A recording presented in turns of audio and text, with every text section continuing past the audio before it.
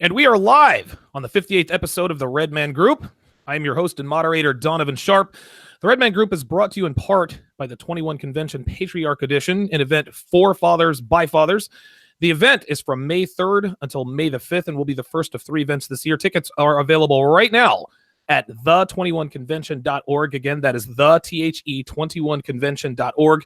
You can also get on the VIP list for the 21 Convention this summer, which will be held in Poland.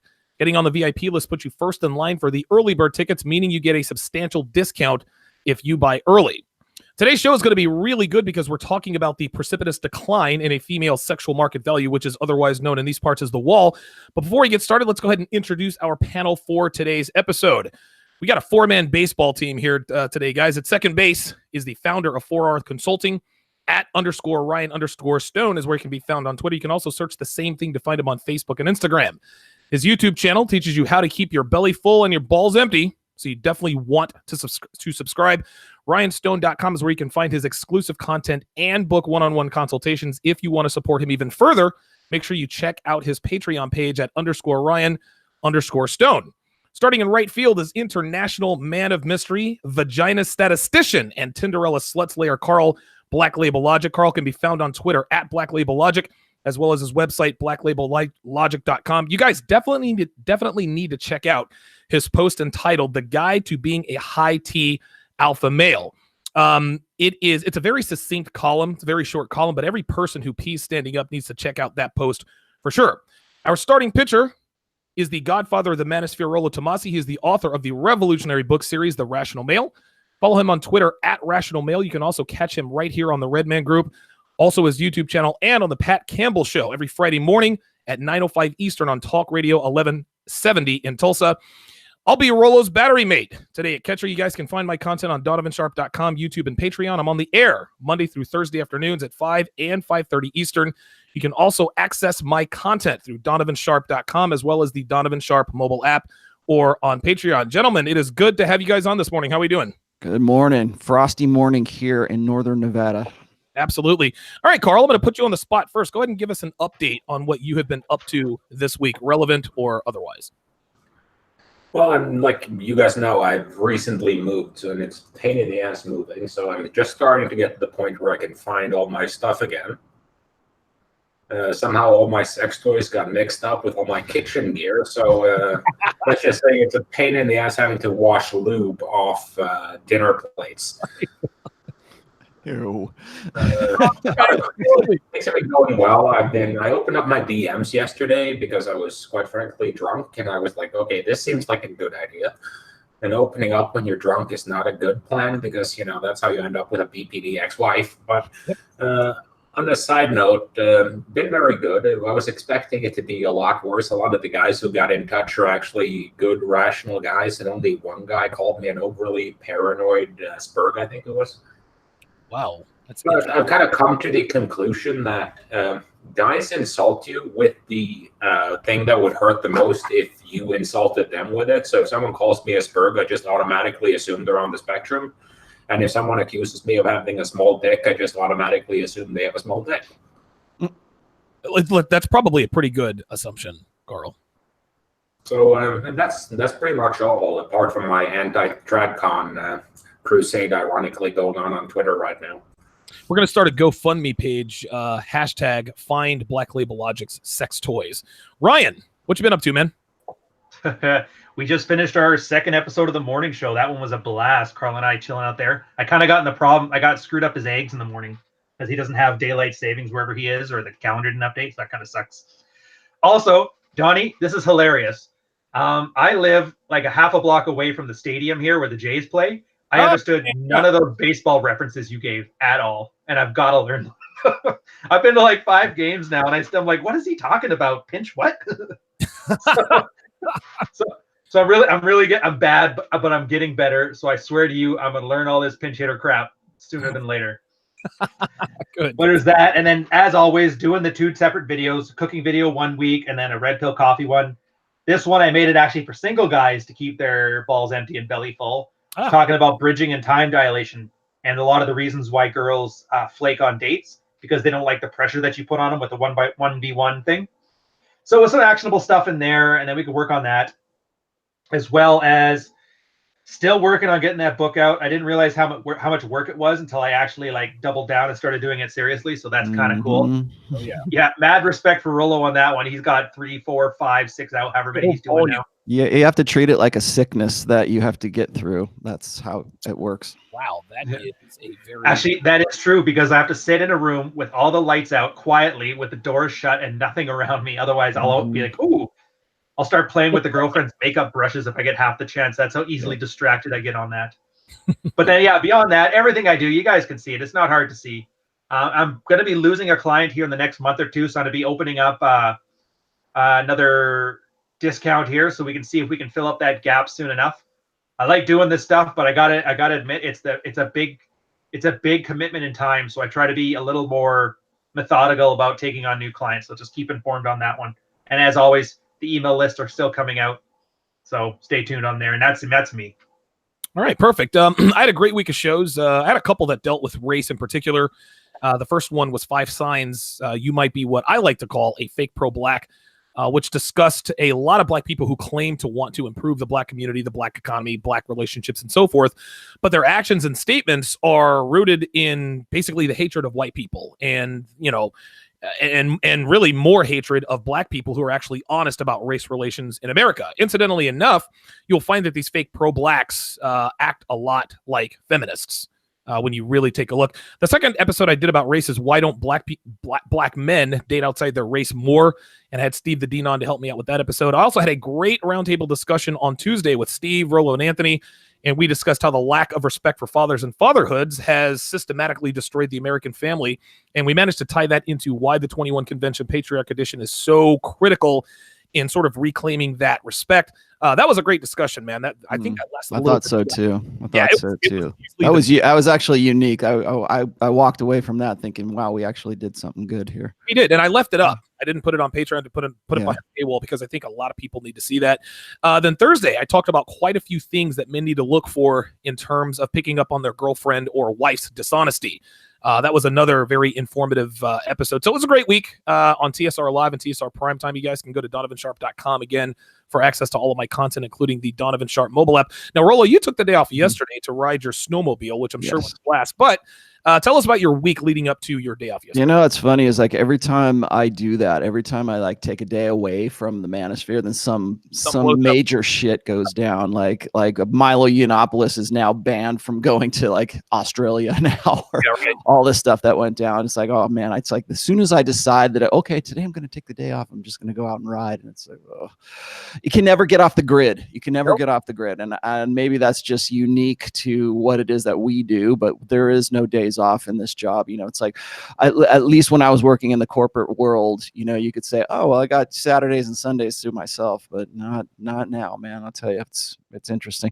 What have I been doing? I took a ride yesterday. That was fun. I actually did a quick Periscope video from the top of the summit right there, and oddly enough, it was pretty popular. So I might actually even go out there and do something like Ryan does, except for I won't be doing it from my kitchen. I'll be doing it from the top of like the Blue Lake Summit or something like that. It might be fun. There's actually, I was surprised. I didn't realize how much carrier service I would have up there. I didn't think I would have any, but I think I had like 4 or 5 bars. So anyways, what am I doing? I did your show. Obviously that was fantastic.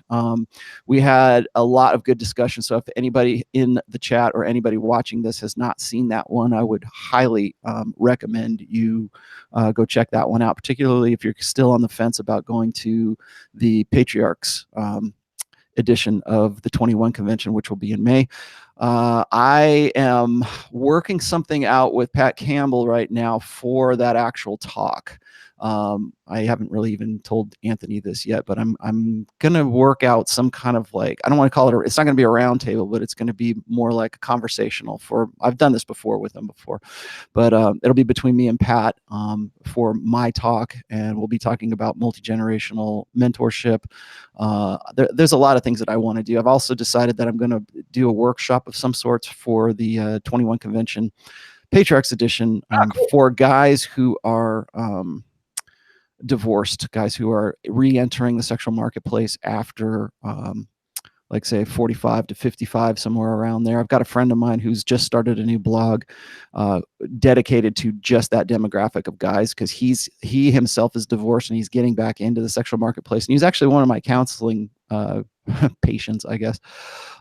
And he's really taken off with his blog and really getting into this. So I'm thinking I might have him on my Rational Male channel. And so we can just discuss sort of the unique challenges that these guys face once they get out of it. I mean, most of these guys become red pill now after they get out of a divorce. Yes. And so they want to get back into the sexual marketplace, and they just get raked over the coals, because the first thing I think about doing is getting on Tinder and trying to date as if they are in their 20s when they are in their 50s. And there's a lot of lots changed. There's a lot. Well, lots changed, of course, but there are things that you just have to be comfortable doing, like lying about your age, for example, things like that, and what you can expect. So I might even do it today. I don't know if we're going to record it or if we're going to go live, but if I do, just check my channel. The alerts will be out. If you're not already subscribed to this channel or my channel or anybody else on this panel, please do that. Then you will be in the know.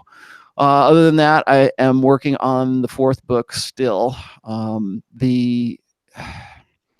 The incidents in, or the shootings in New Zealand right now kind of rattled my cage a little bit. I'm not going to lie. I think that my heart goes out to the people who were shot, everybody involved in this, but this is an escalation, I think, of if nothing. I was watching when I was driving in here. Yeah, that was the intent. And I was watching Tim Pool on my drive into the studio this morning, and he was talking about this. And, by the time you can even voice a response to something like this, whether you're on YouTube or your Twitter or whatever, by the time you can actually sort of formulate some kind of response to this, the narrative's already there. Everything's already in place. I mean, that is just how fast this kind of stuff travels. I'm not going to lie. I'm concerned about the red pill getting thrown into all this as well. Now, granted, that wasn't part of the gig here, but it usually when there's a shooting, particularly when it's a mass shooting, it usually follows. I talked about this with Pat on Friday morning. It usually follows a predictable pattern, which is gun control, and then it goes to masculinity control. And then it's masculinity. It's not toxic masculinity. It's masculinity itself is toxic. And I'll guarantee you that by the end of next week, we will get to that. We will get to that narrative. But anyways, so that's what I'm doing right now. I am actually in this studio writing now, finally too. So it's nice and quiet, just like we were talking about. Ryan, you gotta be distraction free, and it's almost this whole studio right here is almost worth the price of rent just for the quiet, the peace and quiet. So, that's awesome. Yep. So, anyways, that's my week. Look for if you want to see more crazy snowmobiling pictures, just follow my Twitter feed. Good stuff. Thanks for the update, guys. Real quick, I'm going to get to the super chats and then we'll get into the meat of things. John T. Campbell, big thanks goes out to you with the 2 British pounds. He says the closer to the wall, the more serious the girl. Absolutely. Martin Van Ball with 20, hold on, I just had it up, with 20 Swedish kronas. Says, so great to see you, Rollo, Ryan, and Donovan, Ryan, and Carl. The Bright with the $5 super chat. We're going to get to your question here momentarily. I've actually got it up on my screen. We will absolutely take time to answer your question one by one. But I want to go ahead and get started on what we are talking about today. And that is, of course, the wall. Now, for those of you who aren't familiar with this term, the Reader's Digest version of the wall is when a female is nearing the end of her prime fertile years and her looks start to fade. And when they do, it happens very quickly, so much so that it's like hitting a wall. One day she's 23 and hot, and the next day she's 32. Her tits and ass are sagging. She's got a few wrinkles, and she starts to see crow's feet developing around her eyes. Interestingly enough, females are always the last to know that they've hit the wall, even when they realize it. They never readily admit it to themselves. They try to sort of trick themselves into thinking that, that she still looks, feels, and smells like she did when she was young and 23. But the more rejection she experiences from the men who used to line up around the block to bang her, the more desperate she becomes. And finally, at 37, she says to herself, holy shit, I've hit the wall. So, Carl, I'd like to start with you on this one because you've had a lot of success with females in their 20s on various dating apps, most notably Tinder.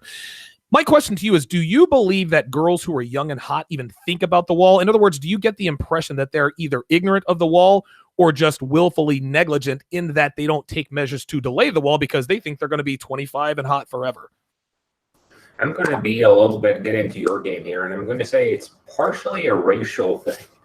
Okay. Because some, the impression I get from especially Asian girls is that their mothers and grandmothers are very on them to tell them, okay, make sure you take care of yourself, etc., so you don't spill your value when you're in your 20s. White girls, they're a bit off and on. They're usually pretty bad with with doing anything to prevent hitting the wall.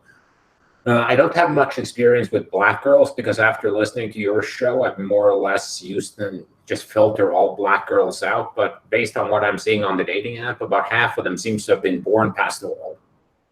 like the wildlings in Game of Thrones, they were born on the other side of the wall and they've never seen anything else. But the thing I'm seeing is I recently opened up my Tinder market to include ladies up to about 35.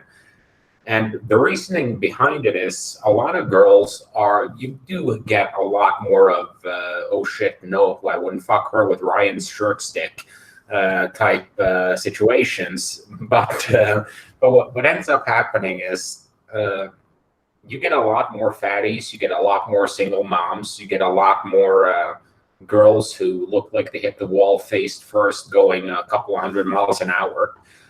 But you also have a lot of girls that manage to get past that wall and still look hot as fuck when they're like 32 to 35. And the difficulty there is that you have Hartis did a great post on it where he pointed out that it's harder to sleep with a 35-year-old girl than it would be to sleep with the same girl when she was 25. And that's true. But at the same time, some of them have gotten to the point where they're kind of realized that, I'm not getting married. I'm just going to go ahead and have trains ran on me until I die. Others are more open to alternative situations while they're still waiting. I mean, just because a girl isn't in a relationship and isn't married by 35 doesn't mean she doesn't want to get banged by alphas anymore.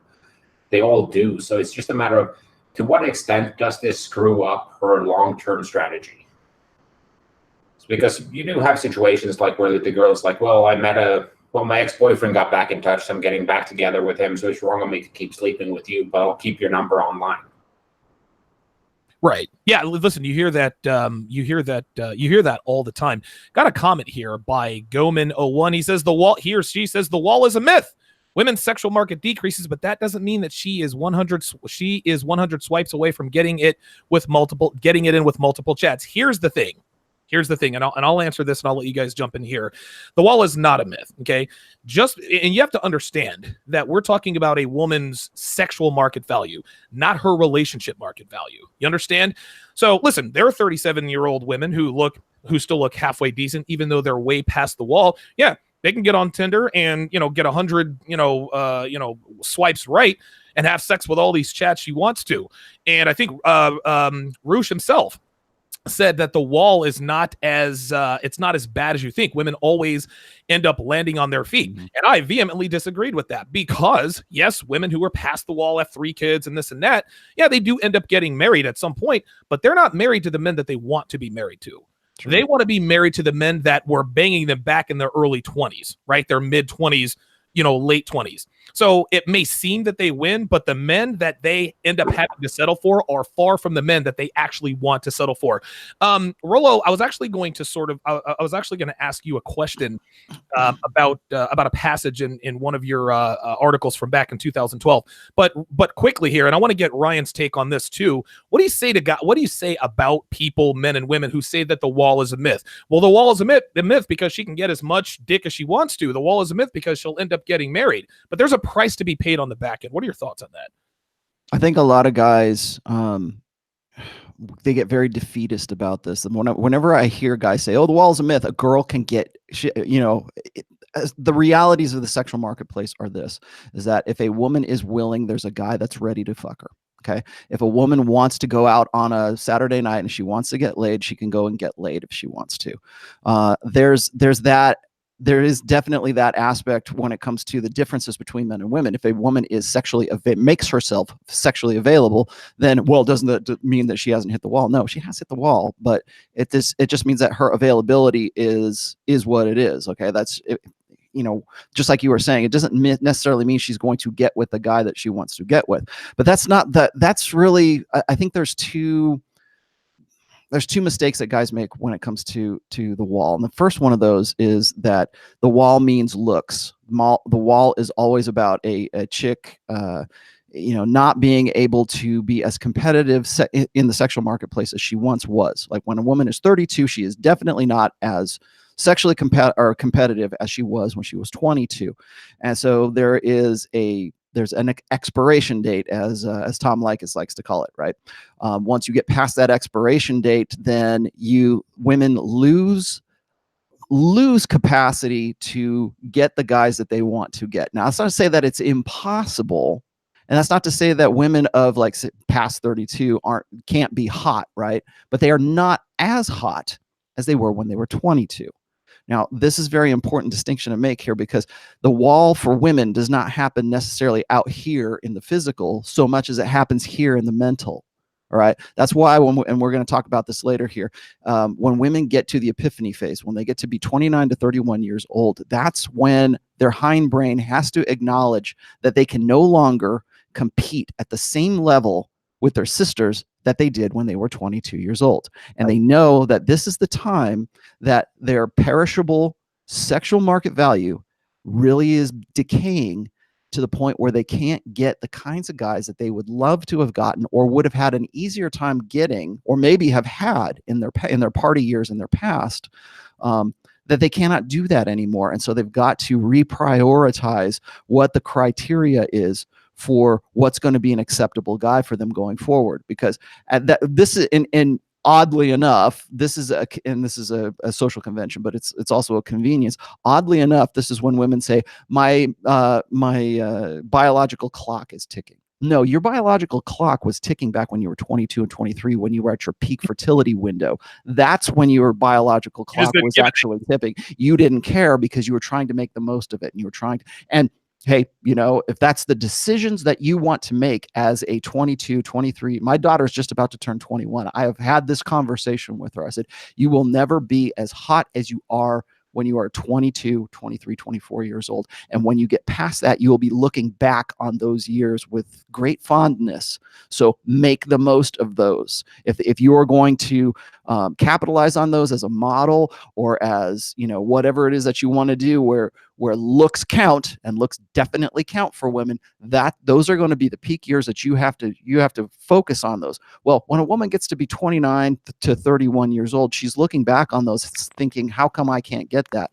And of course, conveniently enough, there are all these social conventions that are waiting for her at that time, such as my biological clock is ticking, such as I'm getting a little clicking here on the thing, such as men are infantile, and why can't I find a good guy? That's when women start up with that, right? It's like, well, how come all these guys, all they want to do is have sex with girls who are 22, 23 years old, like they were when they were enjoying this? Then they get upset about that. That's when they have to shame men for men's sexual strategy.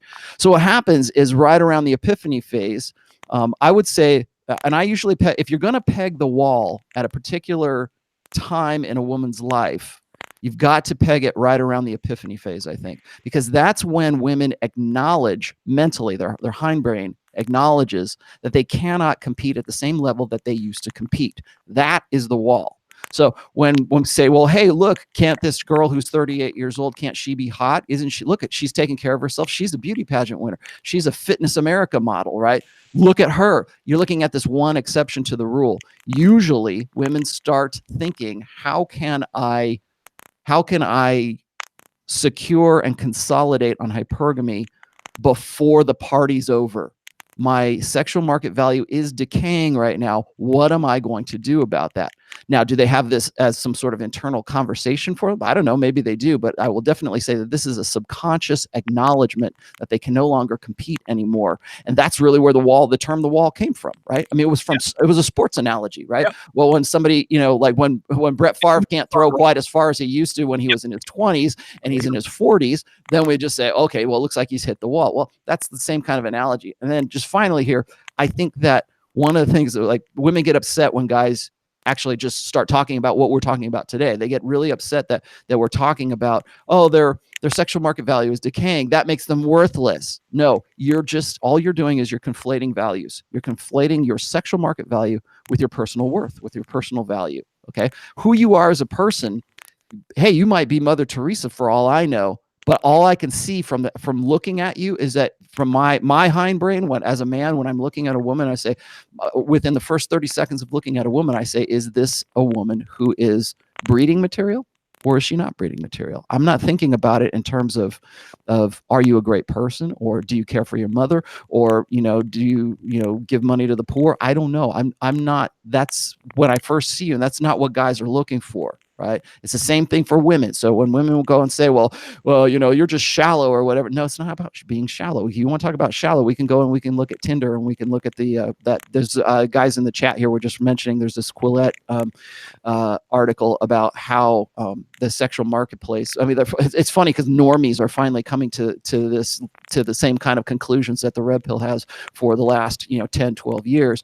But it's the Pareto principle. It's the vicious Darwinistic side of that whole thing, where it's like swipe left, swipe right. Women are every bit as Darwinistic as men are. So, of course.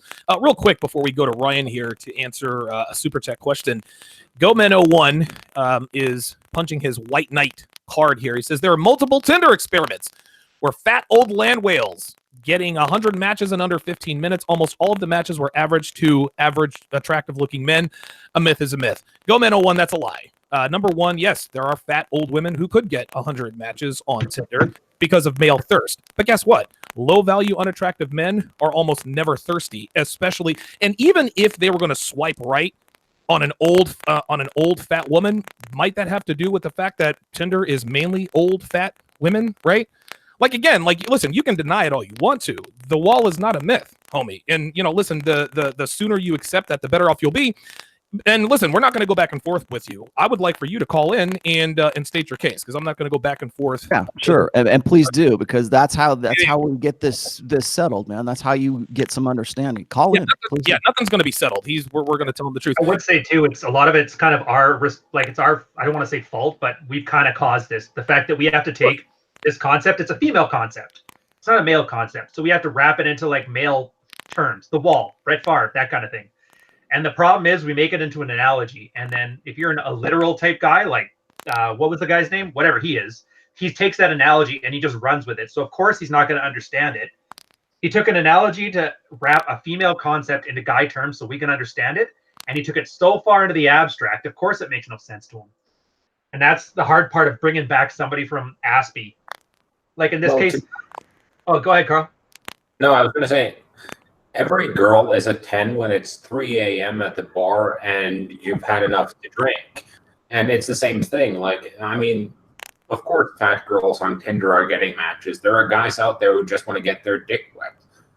Yeah, of course. And there are guys that as long as if you're a girl and you live right outside a Navy base, when the sailors come back after a 3-month sail without having seen a woman, they don't care if you're 500 pounds or 50 pounds or 30 or 50 years old. They're just looking for a hole to get into. I can confirm that.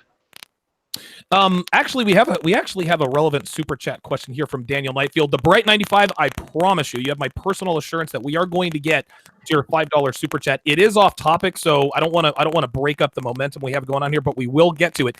Daniel Nightfield with a $5 with five British pounds says, and thank you for that. He says, a friend in Singapore told me girls there are already feeling the heat of the wall if they do not have a stable relationship by the age of 23. Jonathan from Modern Life Dating says that there's a term for girls in Japan who aren't married by the age of 25, and it's called Christmas cake. because there's all kinds of Christmas cake around Christmas time, but nobody ever wants it. It's sort of a misnomer tradition there. Carl, what are your thoughts on Daniel's super chat question? What are your thoughts on females feeling the heat of not being in a relationship or a solid, serious marriage type relationship by the age of 23? Well, I don't think girls are feeling that in the West. I think they might in China and Japan, because I know in China they have a term for a girl who is married when she's 30, and it's called a yellowed pearl. Mhm. Oh, yeah. So that's why I like whenever you visit Asia, because Asians are fucking brutal. Like, they have escalators that, for the fat people and stairs for everyone else, and they're completely open about it. So that's why I like it, because if you need to know the truth about yourself, go to Asia. They will tell you. Yeah, they have absolutely. Secondly, Go ahead. I'm sorry. Go ahead. and what I think you want to get into is, you have a lot of girls, and especially among the 30 to 35-year-old group that has a lot of the type A professional women in it. They suddenly realized, shit, I'm not going to be able to have kids and a husband if I don't get married in the next 2 years. And they have a checklist. So you go to a date with one of them, and it's like, okay, I'm going to need to see your CV. I'm going to need to see your last 3 years of tax returns, your last paycheck. And then we're going to have to get some references on you. It's like, it's easier to hire an apartment than it is to get into one of these women. Yeah. She wants the set piece for her one woman play. Oh, wow. Yeah. That's, yeah. You train them to be women. So, of course, they're going to be narcissists. So everything is like, how does this, and it fits into that. And you add solipsism on top of it. They don't even look at you as anything but a check in the box. And naturally, a guy who's worth a damn is like, why would I want to be second fiddle to somebody else? I want to be like the important thing in their life. And why would I put up with that? And that's why they get mad and bitter. Okay, I'm getting reports of some audio. Are we still funny? What's funny is now it's better. Now I'm not hearing it at all. Yeah, well, the reason it's the sound switch that I do when I have Blog Talk. Every once in a while, Blog Talk Radio will get a little bit staticky. I'll work. You hit the wall. I get it. Yeah, I hit the wall. Yeah. Real quick, a couple of other super chats, and then we'll move on. And again, Young and Blessed with the $10 super chat. We appreciate that. We will get to your question. I've got all of these in the queue. Lynch with the $5 super chat says, salute to what you do, gentlemen. Jonty Campbell with the 5 British pounds super chat. We appreciate that. We're going to get to all of your questions, but again, I want to keep the momentum going. I want to make sure that we stay on topic, and we absolutely will get to your super chat questions. But let's go to Rolo here on the wall here. Back in 12, you wrote a post called The Wall. And right at the end of that post, you mentioned a few factors that accelerate the onset of the wall. In other words, it moves her expiration date in terms of peak sexual attractiveness closer and closer. And you pointed out the fact that there are other factors aside from the physical that factor in. Let me read this short passage here. It says, quote, however, the wall is much more than just the physical. It's the conditional that accelerates or decelerates a woman's date with the wall. Single mother, acceleration. Consistent bad personal habits, acceleration. Careerist obsessive, acceleration. Obesity, acceleration. You continue. Do notable exceptions exist? Absolutely. But they prove the rule, and that rule comes in the form of such an overwhelming fear that contemporary society needed to be restructured to help avoid it. The 38-year-old careerist single mother of 3 competing in fitness pageants is only a hero because of the fear of the wall. The question I'd like to ask you is this, Rolo. Why is it that older females outwardly deny the wall when it is plainly obvious that they're simply nowhere near attractive as their younger, hotter competition? Because accepting the wall or embracing the, or I should say, embracing the wall, it just acknowledging that it's even there makes them that much less competitive intrasexually with their sisters. Okay, with the sisterhood. Think of it this way: there's intrasexual competition between men and women within our own peer groups. Okay, so. Okay. And then I just wrote about this not too long ago about the global sexual marketplace. So now we're not talking about like the hottest girl in your town. We're talking about the hottest girl on Instagram all over the world. Okay. So we have to sort of globalize this idea of like, well, first of all, Western feminism, but we have to globalize this idea of all of these social conventions that were there to sort of lessen the impact for women. It's funny how women are all about sexual agency, and they're all about who's the hottest and who's going to get the most attention, right? Because attention is the coin of the realm and girl world. Yes, it is. What happens then is they don't want to cop to that, or they haven't wanted to cop to that for a long time, because if they do, then men become aware of their game, right? I've written about this as well, which is open hypergamy. Women are embracing hypergamy right now publicly.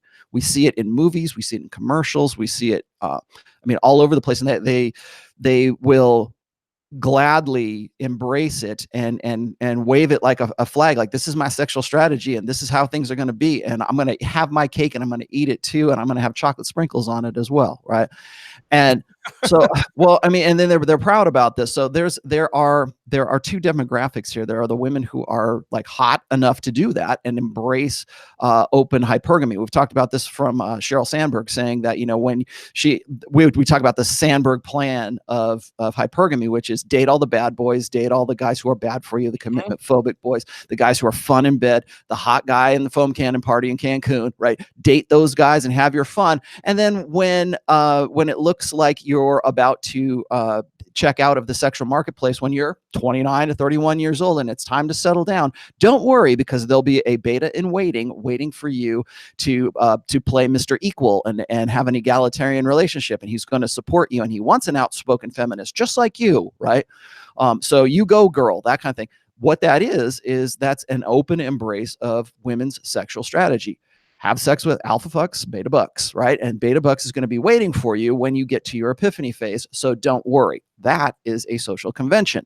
So what we do is we teach women this. So when women are in their party years, when they're in their peak sexual selecting years, they are the peak selectors. And this is what throws these guys off when they say, well, there's no such thing as the wall, because women can always have selection. These are the guys who are throwing money at Instagram models. These are the guys who are saying, who are going through the thought audit, right? Well, we need to make sure they pay their taxes. It's like, how about you don't pay their paychecks, okay, instead of that, right? But we don't think, because they think that women have this ultimate power, that they have like exclusive unilateral.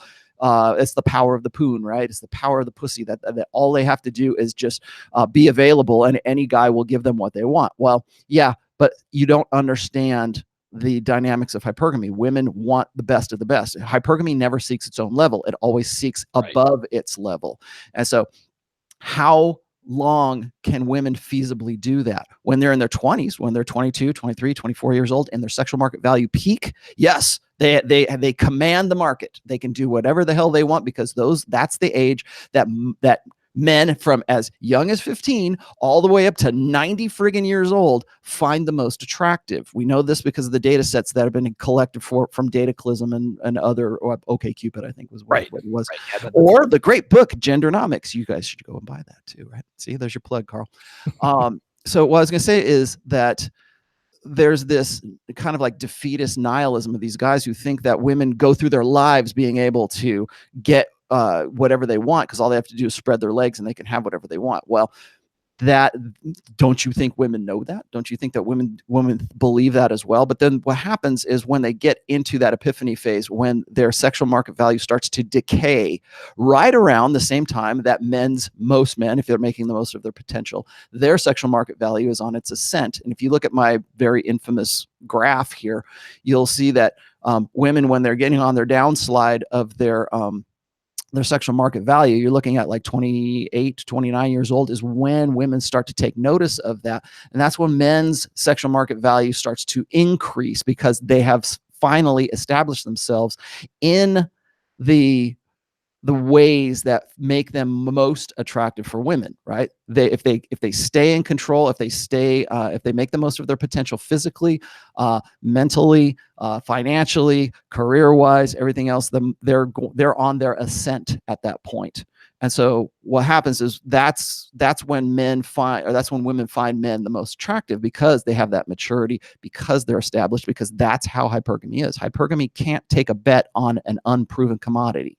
It has to. That's why women. Be the finished product, man. That's why women statistically prefer men to be 5 to 7 years older than them, because their hindbrain knows that it takes longer for a man to establish himself as a man, as an attractive man, to attain all of the attributes that would make him most attractive. The guy has to be older. Women don't want to take a chance on potential, because it could be that this guy might have a lot of good potential, but he might fall flat on his ass. Hypergamy can't take that chance, because remember, the existential fear is that this guy isn't exactly who he says he is. He's selling himself as something that he's really not. And so that's why women start to look for those guys that are a little bit older than they are. So what happens there, and I'm going to answer this guy's question, is that just because a woman spreads her legs does not mean she can get the guy that she wants. And then also, when women are in their prime peak sexual market value years, that's when they have peak selection. They can decide who it is that they want to have sex with, who it is they want to pair off with. The interpersonal, the intimate experiences that they have with men, whatever that may be, they have the prime selection years between 22 and say 24 years old, right? But when they get to be just past the epiphany phase, and they hit the wall, and they're acknowledging that wall, and they are not as intrasexually competitive as they used to be, that's when they acknowledge this, and they know that they are not as sexually selective, or they don't have the same capacity for sexual selection that they did when they were 22. So it's not about, oh, well, all woman just, spreads her legs and she can just have whatever she wants, these big, huge land whales. Yeah, that's going to happen, especially in a global sexual marketplace. There is no shortage of thirsty beta guys all over the world. When you go and you make that the conditions. Not only how many of those, that guy was being dishonest, dude. Well, I know he is. Get out of here with he is.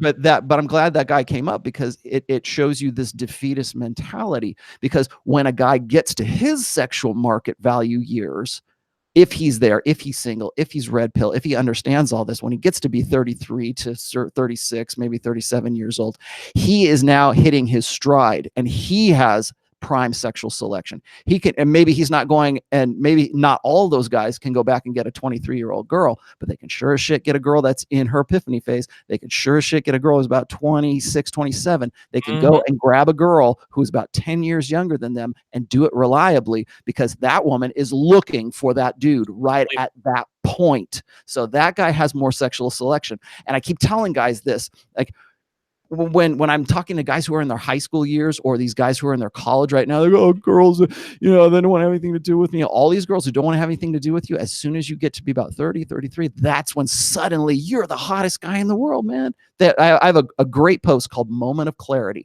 And it was a case study of this guy who was just so confused. He couldn't believe that once he hit like 31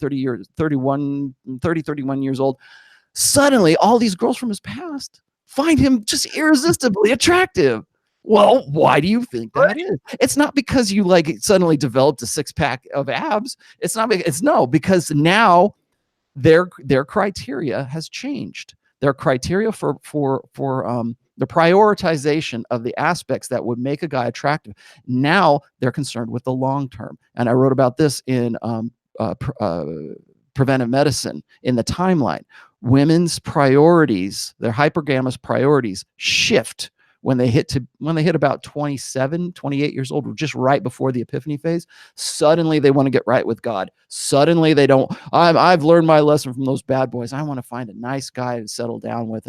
Why? Okay, women might even say, they might even really think that. That might actually, well, don't you think women would want to do that? Yeah, I do. But it's damn convenient right then and there. That's exactly the timeline that I described in preventive medicine.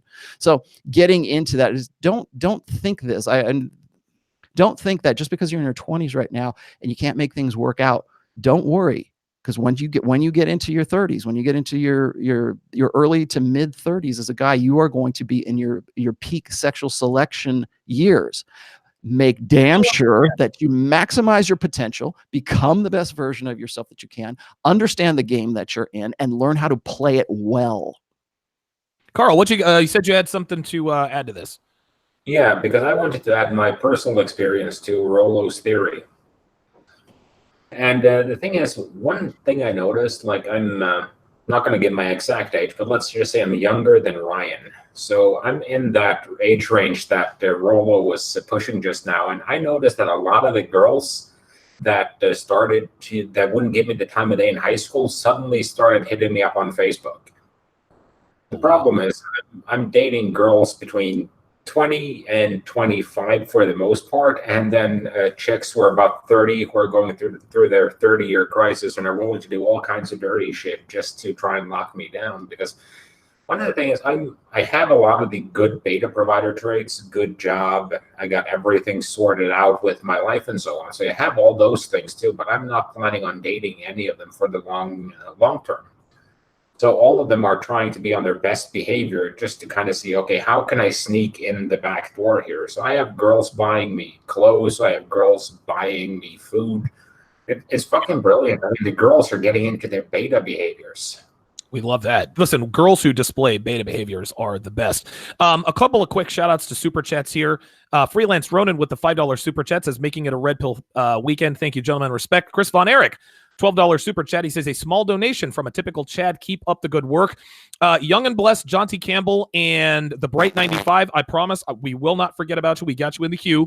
Tony DeLama has a $2.29 euros here. And before I get to his question, because I want to pose this to Ryan here.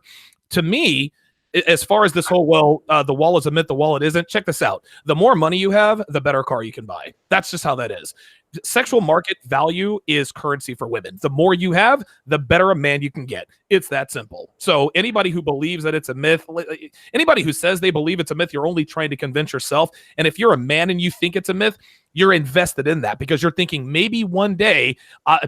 So in other words, when they get with an attractive woman, the fact that they think that it's a myth in their mind, oh no, so what if she's 38 years old? She's not past the wall. It's an investment thing. Right, hey, just real quick, I want to throw this out there is women from as young as say like 12 years old, when they're girls, women know from a very early age that their prime agency in this life is their sexuality. Oh. It is what controls men. They do know that. They know that from little girls. Exactly. Yeah. Exactly. They know the power of what their look can have. They know the power of their sexuality. Like one of the reasons I always say that, you know, men's biological imperative is unlimited access to unlimited sexuality is because that's what our brains think. We want that. Little girls, it's basic, you know, deductive reasoning for little girls to figure that kind of stuff out. So when women get to that peak sexual market value age, 22 to 24 years old, right in there, that is when they have peak agency. That's when they have the most control. And so when a woman gets to be 30 some odd years old and guys like us start talking about the wall, one of the reasons it agitates women so much is because we're attacking their power. Yes. So we're saying, look, you know, look, guys, when you get to be 30, you're going to be a little bit more in control of the intersexual dynamics. Power shift. Because there's going to be a power shift right there. Women hate that. Yep. Because it is, and that's why there's all of these social conventions that teach men and women that it doesn't matter how old she is, or it shouldn't matter what she looks like. It's what's inside, you know. And that's why we teach those social conventions, so that men will, that's one of the reasons why the blue pill is the blue pill, to condition you to believe that kind of stuff. So a woman, that's why the blue pill exists. So a woman can optimize her own sexual strategy at the cost of yours to keep you dumb, to keep you ignorant of the red pill, to keep you ignorant of the power dynamics that are going on with a woman's sexual you know, her own sexual agency. That is her power base. And if you are stupid and you're dumb to that your role in that game, then you're that much better a tool for them. You're that much, and that's why they want to raise those guys. So shout out to again Tony DeLama with 2.29 euros. I want to pose this question to Ryan, then I have another question for Ryan. I think he can probably give a really good answer to this. Tony wants to know, does the wall influence hypergamy? In other words, does it weaken it? What are your thoughts on that, Ryan? My thoughts, and it's running through this entire thing, is that you guys got to stop overthinking this. This is like riding a bike. learn the rule, learn why we put that rule there, and then forget about it. Stop trying to take the analogy and run it. Well, what does hypergamy do if you put your left foot on before your right on your pants? Oh, that changes everything. Yeah, and here's the thing. All the wall is think of a crazy chick that's 20 and hot. You will put up with all kinds of stuff. You will subsidize her insanity because she's hot and you want to fuck her. Once you hit that wall phase, whatever age you want to put it on, doesn't matter. You're basically not getting subsidized by male thirst. And so you actually have to lead with your values. So if you've been a crazy 20-year-old, an angry, ornery, sarcastic, business-oriented 20-year-old that got all the attention, it goes away. And that's why it's a wall. So it's not, these questions are horrible questions because they're asking the wrong thing. What you should be asking is, how do you make it work for you? Now, here you go. Some easy examples. Just because a girl's in a relationship doesn't mean the wall doesn't happen. Anybody who's been dating a girl who gets a little bit older, they start getting self-conscious about their looks. They start worrying about that kind of things. At that point, you know, as a guy, throw up the comfort test a little bit. Be extra affectionate with a girl, which shouldn't be hard. If she's built up wife glasses and a lot of value over the years, it should be very easy to want to look at her sexually still. If you're a single guy, all you got to realize is that means that older girls tend to be more desperate, and they tend to try and manipulate you into thinking that they're still all that, even though in your hindbrain you know the difference. Right. So his question, my answer to that is stop asking that question. Forget about hypergamy. Keep it in the back of your mind. Give it like a quick 2-second thought when you're talking to a girl who asks to see your dating resume and realize, oh, epiphany phase. All right. Put that one aside. If you're a divorced guy who's in your 40s, realize that just because you're 45 doesn't mean you need to be dating 43-year-olds. Right. Because you're going to get that same hypergamous pep talk that's going to manipulate you into thinking that, you know, wiry witch hair is still as attractive as like flowing blonde locks. No, start dating younger girls who are still before that phase that are way more fun. So these are the kind of questions I wish you would ask, if that helps. Is that a good answer for you? Do you like that answer? Does that frame it properly? You know, that makes perfect sense. The answer to his question is hypergamy never dies. It doesn't matter how old or young a woman is. She's always going to seek men who have more perceived value than her. Quick shout outs to Red Pill Vegan with the $2 super chat. The Bright 95 says left foot first equals alpha as fuck. Again, the Bright 95 have not forgotten about your super chat question. Red Pill Vegan, we're going to answer your super chat question here before we go to 10 seconds. Just don't give them money and stuff. Okay. It's that easy. Okay. And then when they get mad, don't cry. Right, I'm going to point out, listen, very good answer. Right, I'm going to point out a very obvious example of females denying the wall. And I'd like to get your take on this again here. I watch a show called The Bachelor. Everybody knows that. It's kind of a guilty pleasure of mine. And every episode is packed with red pill truth. Now, again, well, of course, right? Now, how the Bachelor quote works is that about 30 females or so, they compete for the commitment of a high-value male. I've watched the last few seasons, and something that I've noticed is that there are always two or three females now who are in their 30s. They're post-wall. And what inevitably happens is that they get caught up in a rivalry with one of the younger contestants. And every single time this happens, the rhetoric is always the same. The older female says she's acting like a child, and the younger contestant says she's mad because she's not young and hot anymore, or something to that effect. The younger female. Right. Listen, the younger females always win this argument because, as far as I know, there's never been a bachelor who chooses a woman over the age of 26 or 27 in the end. Ari Lyondike Jr. chose 28-year-old Becca Kufrin at first, but then he broke off his engagement with Becca to be with the younger, hotter 24-year-old blonde, docile woman who did not have tattoos, or the alpha chat of an ex-boyfriend who widowed her and always seems to pop up when she's moved on, which was absolutely the right decision. So my question to you, Ryan, is this: how do older females cope with their declining sexual market value, and why are their coping strategies almost never an effort to improve themselves to the point to where maybe they can compete with younger, hotter females? Because everybody lies to chicks. That's the easy answer. Think about it. Young girls, they don't get told when they're stepping out of line because guys don't say no because guys want to have sex with them. And guys are afraid if they say no, the girl will stop. So everybody lies to them. Other girls lie to them. Oh, yeah, cut that pixie cut. You're going to look hot on that. Thinking in her brain, nice, make her ugly, and I'm going to look better. So nobody's honest with women. And I actually I don't even feel like a revenge fantasy or any. I feel pity. Imagine that as a guy, and you should be able to imagine it. Somebody lies to you your whole life about what you should do to maximize your benefit. The problem is guys have always been treated like a post-wall women that way. But women, it's hard because in their 20s, people will subsidize and insulate from it. So at least as a guy, you kind of harden up realizing that somebody's going to call you a fat ass for 10 years. A girl's not going to be called a fat ass. She's called body positive. And, oh, I totally have sex with you because every other girl didn't answer their phone at 3 a.m. And then all of a sudden 30 years old comes by and everybody has something better to do. No wonder they get angry and bitter. Imagine that that's zeroed out. Imagine the divorce guy who finds out that everybody in his social circle rather like the girl than him and hates him and zeroes him out. Girls are hitting that all the time. That's where the spinster comes from.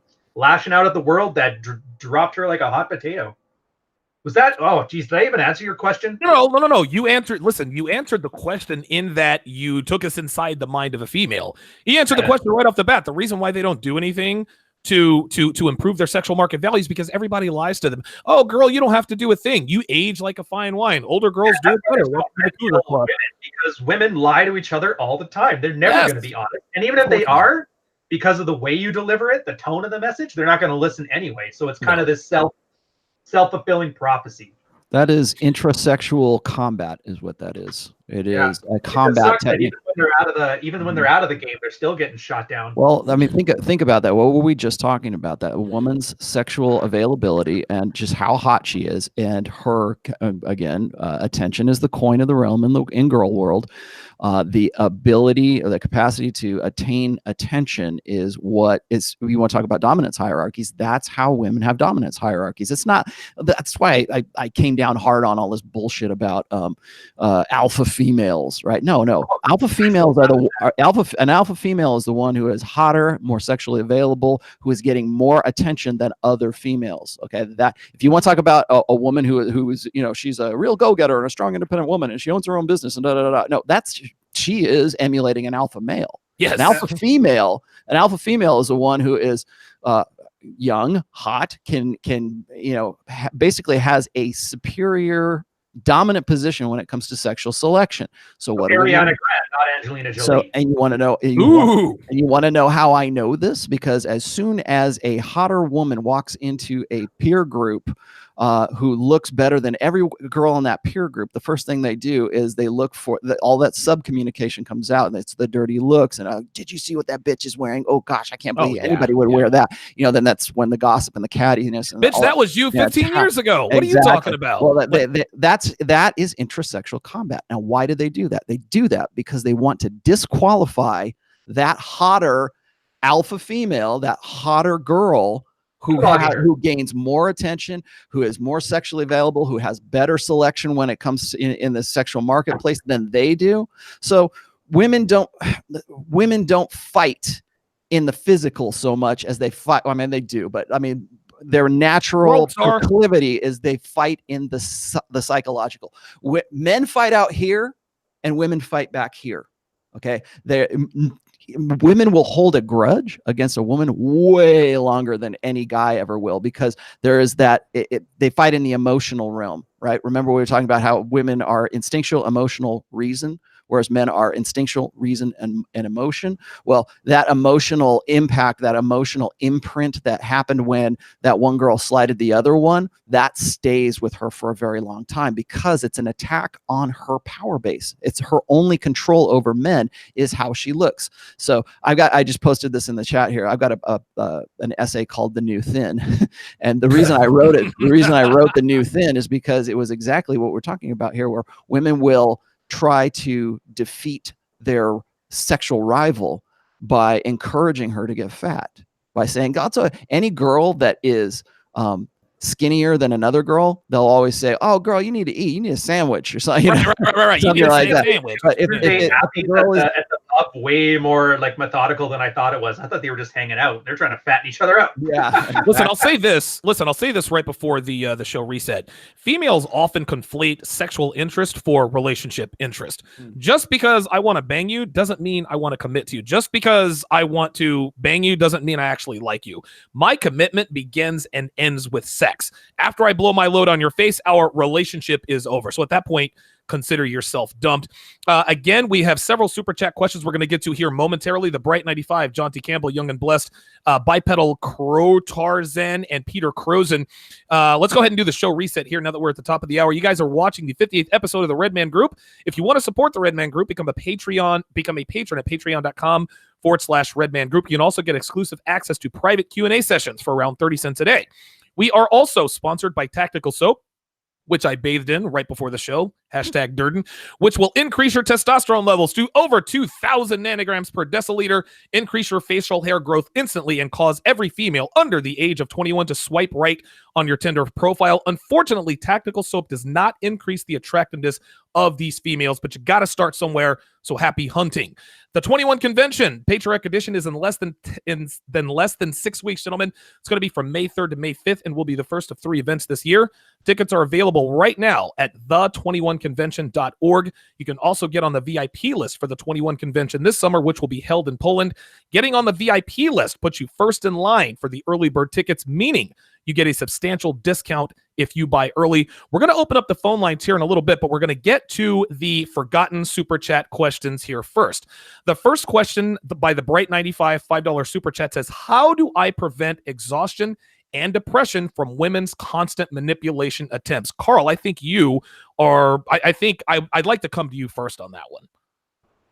Well, that's the thing. I talked to Ryan about this earlier, and you have some guys who are like, well, guys who run game are lying. No, they're not. I'm not lying at all. And this is the funny thing. I think beta guys lie more because they're like, no, I'm being nice to you because I like you, not because you can put my dick in your mouth. And I think Alan Roger Curry, of all people, gave the best advice on this.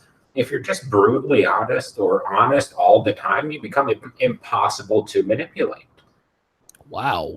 And you become very easy to manipulate if you're constantly lying, running politics, doing shadow games. Then you become extremely easy to manipulate because at that point, you're trying to push an agenda. They're trying to push an agenda. If you're very clear, hey, I'm here to have sex with you, I'm not going to put a relationship on the table until I test your behavior for a while, then they can't really manipulate you. Then they can either conform to your expectations and your standards, or they can fuck off.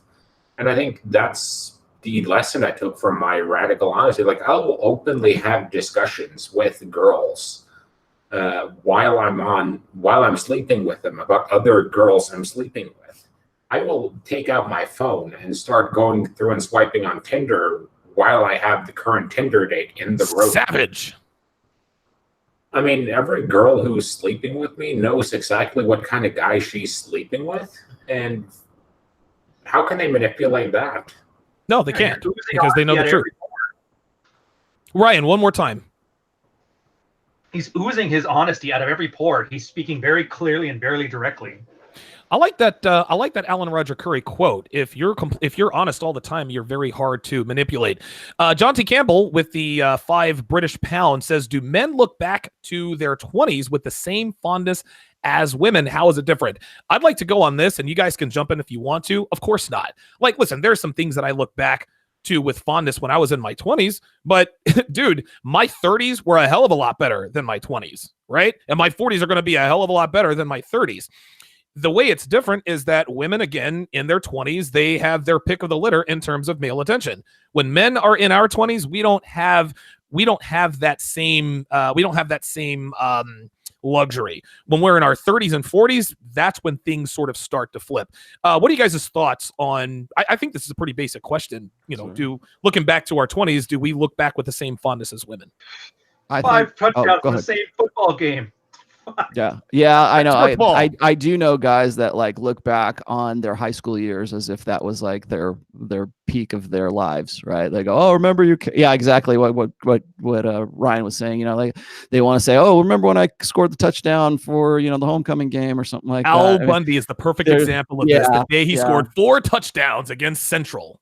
I think that there is always going to, for everybody, there's going to be a nostalgia for like where you've been. And, I would like to think that most people have some kind of insight. I think maybe there's a difference gender wise, but for that, but you have to understand that, once again, women's agency is wrapped up in their sexual in their sexual availability, their sexual market value. Okay, does that make? I'm not talking about their personal worth here. Okay, back down. Well, you have to make that. You have to make these disclaimers, right? But so when like I had my 20s were fantastic, man. Those are my rock star 20s. I look back and I think, man, that was great. But I don't think I look back on them in the same fashion that women do, because that, although that was a whole lot of fun and I had a lot of sex and I had, I wasn't really building anything. I was young and stupid at the time. So, but I think that when women look back on this, it's almost like when women are looking back on their alpha widow lovers, right? Well, he was my one. If I could just go back in time and make things work, he was the one that, Katy Perry has that song, The One That Got Away, right? So they're dedicating these, these just impassioned songs for the guy that got away.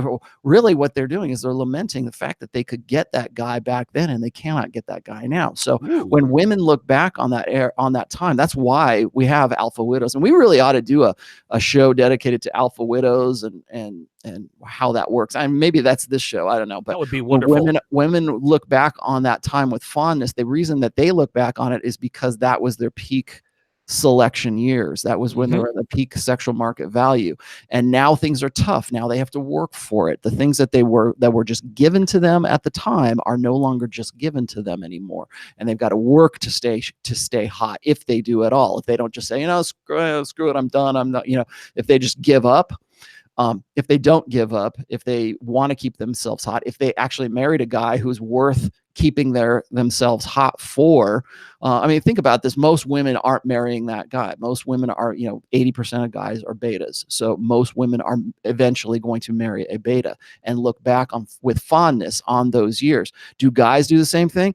I think only in the occasions where that guy did something notable that was, part of his life that was significant enough. I think most men, because our sexual market value years tend to be later on. Certainly, you can argue with me as to what those particular years are, but they are definitely later than those of women's, right? Because it takes longer for a man doesn't become a man until he's like 30, right? Right. So, so when we're looking at we're hitting our stride, I've got this great post called the Jenny Bond. It was like this girl who's an ex-model who was just getting into her 30s. I think she was 33 when she wrote this thing. I was doing a takedown of one of her blogs, but she was invested, or she just involved herself with a guy who was breaking up with her because he was 36, 37 years old, maybe 38 years old. And he even said this. He says, I'm just hitting my stride right now. Why do I want to be with a girl who's 33, 32 years old? Because she's got all this baggage and she's on her way down. I'm on my way up. Why would I want to be with a woman who has taken that depreciating asset? She's a depreciating asset. She unless she lived a fantastic, stellar life and she's all about me. Well, why is she all about me? Is it really because of me, or is it because that her options are running out? Is that desire that woman has for you at that particular age, is that really motivated by her genuine desire for you, or is it because her situation dictates that she has to be into you? I think that's the real question that particularly red pill men get, is they have to determine whether or not that is genuine desire or if it's desire motivated by necessity. We got a follow-up question. And again, we're going over these super chat questions. Young and Blessed, you're going to be next. Red Pill Anon, with the $5 super chat says, Carl, doesn't your advice go against what Rollo says? Explicate, not demonstrate. Explicate, not demonstrate. I think it's the other way around. He said, if you tell girls honestly, right. He says, if you tell the girl honestly about everything, what's your answer to that? Well, it doesn't, because I don't tell them specifically, well, the reason why you're turned on now is because I'm demonstrating outcome independence by telling you I'm fucking other girls. When I tell a girl I'm sleeping with other girls, that demonstrates that A, it's outcome independent, B, it is demonstration, not explication, and C, it shows abundance mentality.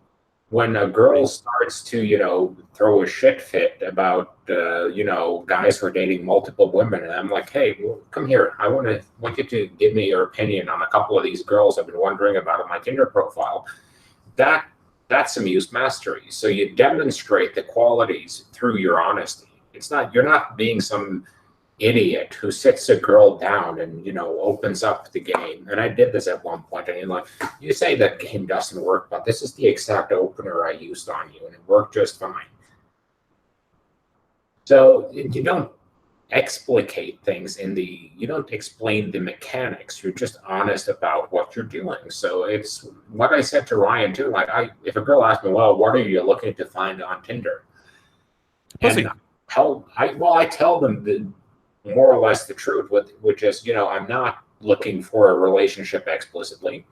If I just happen to find a girl who I want to keep seeing, I'll keep seeing her. But I'm not here to find the one. I don't believe there is a one. You just be honest where you're coming from. No, that makes a lot of sense. And I think when Rollo says demonstrate, don't explicate, I think he's talking about several different things in terms of your sexual market value. Instead of telling your woman, you know, I could cheat on you if I wanted to, you don't have to explain that. You can demonstrate that by keeping your value high. Demonstrate, not don't explicate. When your woman steps out of line or she gets out of pocket, don't say, now I'm going to punish you if you keep on doing that. No, you punish her without warning. She'll get the point. That's where you demonstrate, don't explicate. Observing a process will change the process. Schrodinger's cat. It's that's the perfect example. But when pulling out your phone and swiping right on Tinder, that's not explicating anything. That's demonstrating something. You are demonstrating that I'm lining up pussy to replace you when and if things in between you and me. Let's go to the next super chat question. They're coming in fast and furious. We do appreciate the support, guys. Young and Blessed with the $10 super chat says 28 and divorcing 30-year-old wife after finding out about cheating. She says she didn't cheat, but was raped after going to the guy's house after the club. It's BS, I know, but why lie? Any possible way it's true? No, of course it's not true. You kidding me? Ryan, what are your thoughts on that?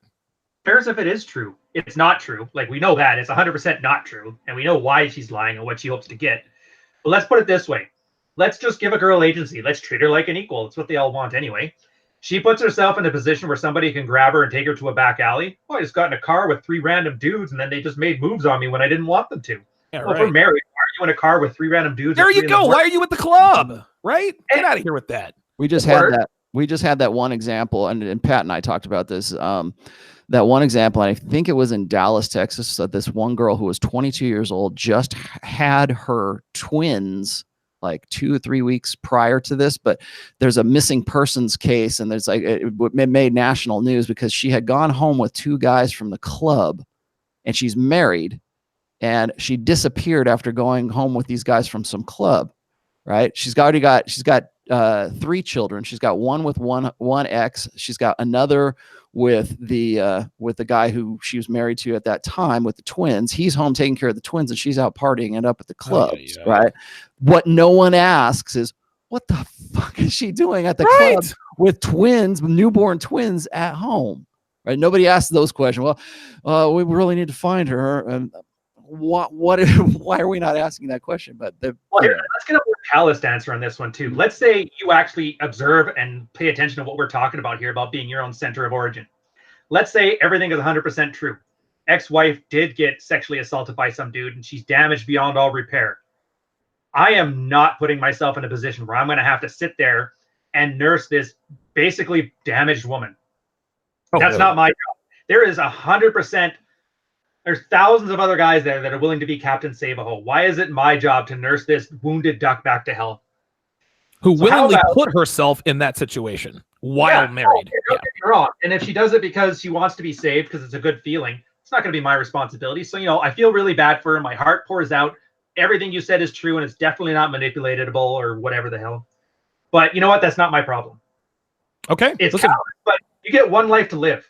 Are you really going to pick a damaged girl when there's 100,000 girls there that are not damaged, look just as nice, and are willing to treat you a bit better? All these white knights we're mad about, weaponize them. Here, I got a friend of mine. He's great. You're going to love him. He loves to save girls from their own self-inflicted problems. You guys will work. I'll set you up on a date. I'll pay for the wedding.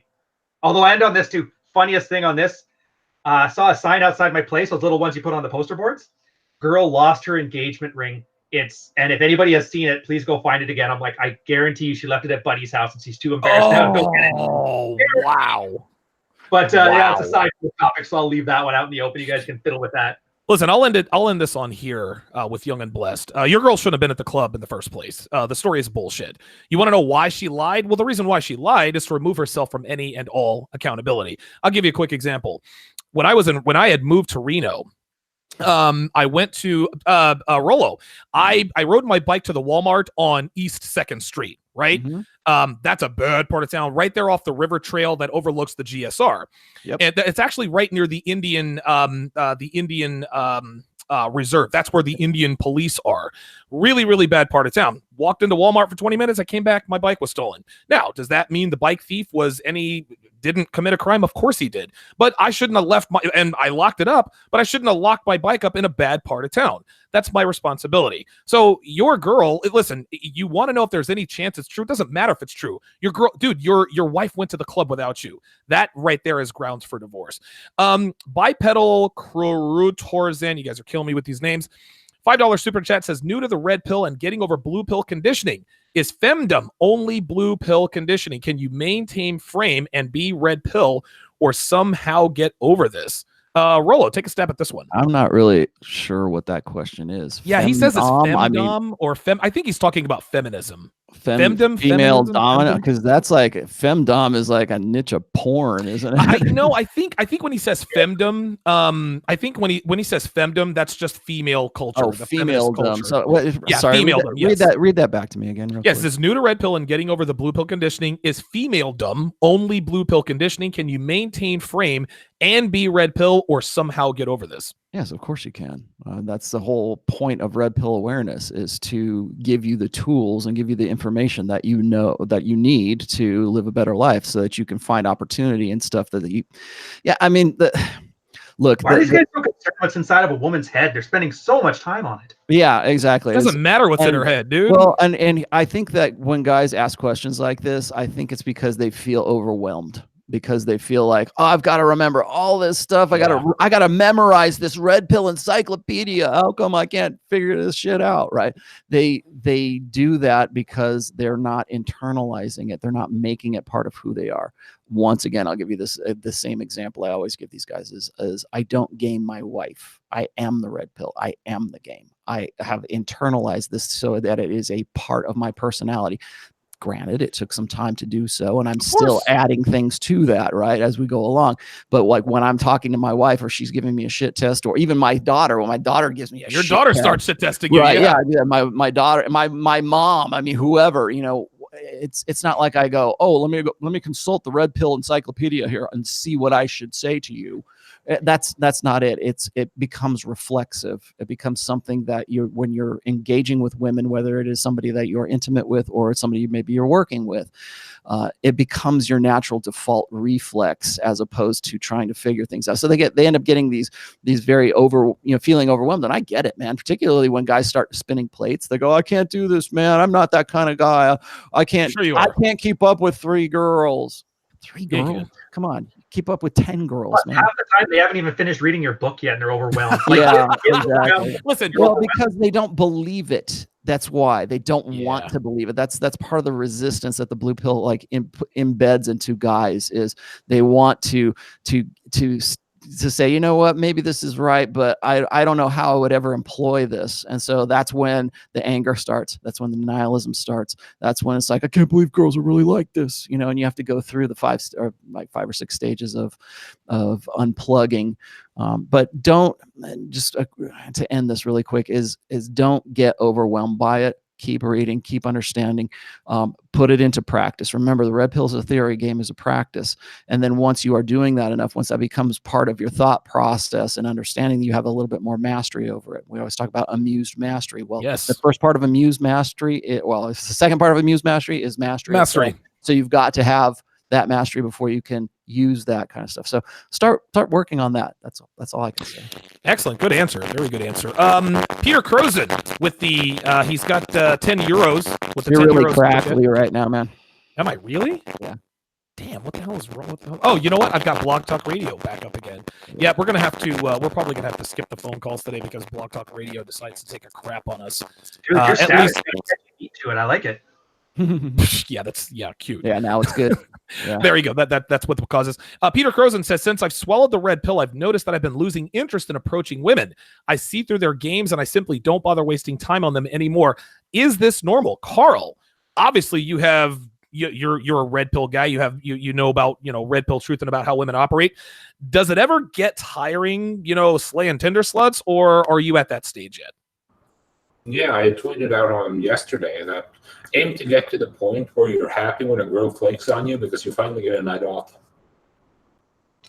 And the whole point with that is you can, I schedule dates every day of the week, and when you've done been on first 1 to 2 dates every day for 10 days running, you get to the point where you're like, okay, I just need a night to sit at home and just shit talk at trad cons on Twitter, just to kind of chill out, because it does take something out of you when you're on a lot of dates, because you have to be grind, man. You have to be entertaining, you have to be fun, you have to be because it gets instinctual, but it's still work.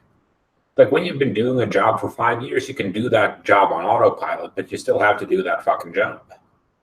And I enjoy it quite a lot, but it's still, you get tired. But if you're just starting off and you're already finding it exhausting, I think that's sort of strange, because once you get to the point where it's gamified, you should be enjoying it and doing it every day. It's just a great way of learning quick. I would also add to that, with Peter, it sounds that he says that he is newly, he just found the red pill. Peter, be very careful. You might be thinking that you're seeing through women's games and you're tired of their games, but if you're new to the red pill, it sounds like you might be in the anger phase. And listen, this is part of accepting the red pill, etc. But you can't get fatigued of females and their games if you haven't experienced that. When I found the red pill, I went through the anger phase, but it took me a good 5.5, 6 years of running through all the sluts in Las Vegas for me to finally say, you know what? This, listen, I love getting new pussy and I love, sticking my dick in new vaginas. But by the same token, I'm not willing to put the work in anymore because it's all the same rinse and repeat. You seem to be on the front end of that. So it's very hard to be tired of female games and you know what they're going to say and do if you haven't actually experienced that for yourself. So make sure that you're being honest with yourself and not asking, hey, am I really sick of female games, or or is there some fear and anger about approaching girls with the knowledge that I have now? Because if you haven't experienced that, there's really no way to be fatigued on that. Rollo, what do you have on that? I just really quick, because I've counseled guys like this all the time. Is like, okay, I will unplug them. I think I've written about this as well. I had a friend named Sean, very similar situation where he was in a really bad, I would almost say BP. I don't want to call her BPD, but he was in a very controlled relationship by a chick who was way too fat to have any kind of that kind of control over him. I broke him out of that. He ended up breaking up with her, and then I started teaching him, red pill ideas, and we started working on his game a little bit. And he finally, within 3 to 6 months, he's out. He's in the clubs. He's getting with women who are a caliber of woman that he had never been able to get with before that. And then, of course, his blue pill conditioning kicks in. Right. That's when he's got all this great game. He understands the red pill concepts, but he's still clinging to that blue pill idealism. So what happens is he finds a really good looking girl who plays into that, who plays into his ideals. Then what happens is these guys will say, I'm done with the game, man. I don't want to go out there anymore. I've had enough. I've been doing it for, the guy's only been doing it like 3 months, right? 6 months. I'm so tired of the game. I'm so tired of playing these games with these girls. I found a really good one I'm going to stick with, right? Of course, then she ends up getting accidentally pregnant. But that is a common excuse from these guys, is that they think that they want to find a way out of the discomfort of approaching, and they never really get into the practical aspects of game. And so what they do is they do it just long enough until they find their dream girl, and then they go, okay guys, thanks Rollo, I'm all done. I found my dream girl. I'll talk to you later, man. I'll send you a card in Christmas time, whatever, that kind of stuff. So what happens is they make up this excuse like, I'm so tired of these games. Yes. I'm so tired of the clubs. I'm so tired of this SMP. And it's like, you've been in it for 3 months. Right. Well, the reason for that is because you've found some chick who matches up to what you think your blue pill ideal should be. Woo. And you're sticking with that rather than spinning plates and making the most of yourself and then being, developing a good sense of judging character, a good sense of what women are all about, because it takes experience with women to understand women. And she never Very even good. gave it that dream anyway. He built it up in his head. She just hasn't crushed his illusion yet. Yeah. Good stuff. Carl, you had something to add to that. Yeah, I was just going to say that there are two things you have to do. You have to tailor the game to you. Like, I can't stand fucking nightclubs. I haven't been in a nightclub for 15 years. But what I do is I use day game and I use dating apps to feed girls into my system. Once I get them into my system, I push them into environments where I enjoy being with or without women. So I was talking to Ryan earlier, and he used to take girls to museums all the time. And that's a great thing. It builds on something he knows, and something he's interested in, art. And it allows him to demonstrate mastery and knowledge when he can talk and have stories about all these pictures. Same thing with me when I take a girl to a quiet type after hours place or a cocktail bar or a pub of some kind. And I can talk about the history of whatever we're drinking or compare that because it's something I'm interested in. If you're into food, you can take a girl to one of those places where they have a ton of different street food or something like that. You can just walk around sipping a beer or two. And it's just about the game is a generic framework, and then you tailor that to your particular strengths and preferences. Because, I'm a funny guy. I play off my humor a lot when I run a game because that's something I'm good at. If you're not funny, but you're an extremely good storyteller, play off that strength. Extremely good at sports or physical activities, play off that strength. You just take the model and then you apply that to something that works for you and with the lifestyle you want. And that way you don't feel like it's a pain in the ass because you're doing what you would be doing anyway, but you have a girl there who you're going to bang afterwards. All right, very good. We had a shout out to Nicholas Parkinson with the $1.99 super chat. John T. Campbell, let's see. There was another guy who donated 55 Norwegian krones. Dan Avisha, Melvin R. We're going to get to you guys' questions a little bit later, but we're going to change gears here and talk. We're going to move into the next part of the episode. Unfortunately, we're not going to be able to take phone calls, of course, because Blog Talk Radio every once in a while gets static. We're going to talk about the male wall. And I'm going to go ahead and start things off by saying that there is no such thing as a male wall, so to speak. Yes, there will come a time when we as men are not able to arouse hot young females at the rate we did when we were in our sexual primes. But there are two major differences between the female wall and the male wall. The first difference is that the male wall isn't a wall. Our looks and our sexual attractiveness don't decline at nearly the rate of females. Men age very slowly and very gracefully. The saying goes, men age like wine, women age like milk. And that is absolutely the truth. So instead of calling it the wall for men, I think the term, maybe the ramp, is a little bit more appropriate. The second difference is that just because we can't arouse young, hot females when we're at the bottom of the ramp doesn't mean we can't still attract them. Guys, listen, there are countless men in their 50s and 60s and sometimes even older who regularly bang, date, and marry women in their 20s and 30s. Now, let's not be disingenuous here. Women aren't really sexually aroused by these men who are at the bottom of the ramp, at least not as sexually aroused by the men who are in their 30s and 40s, but they are attracted to his lifestyle. They are attracted to his resources, his wisdom, his self-assuredness, and so forth. That doesn't happen with older females. When older females hit the wall, they're very seldom able to get a commitment from high value men because a female's value is mainly tied to the way she looks. But men are judged on many more factors, which is why men who are on the ramp have far more attractive options than females who have hit the wall.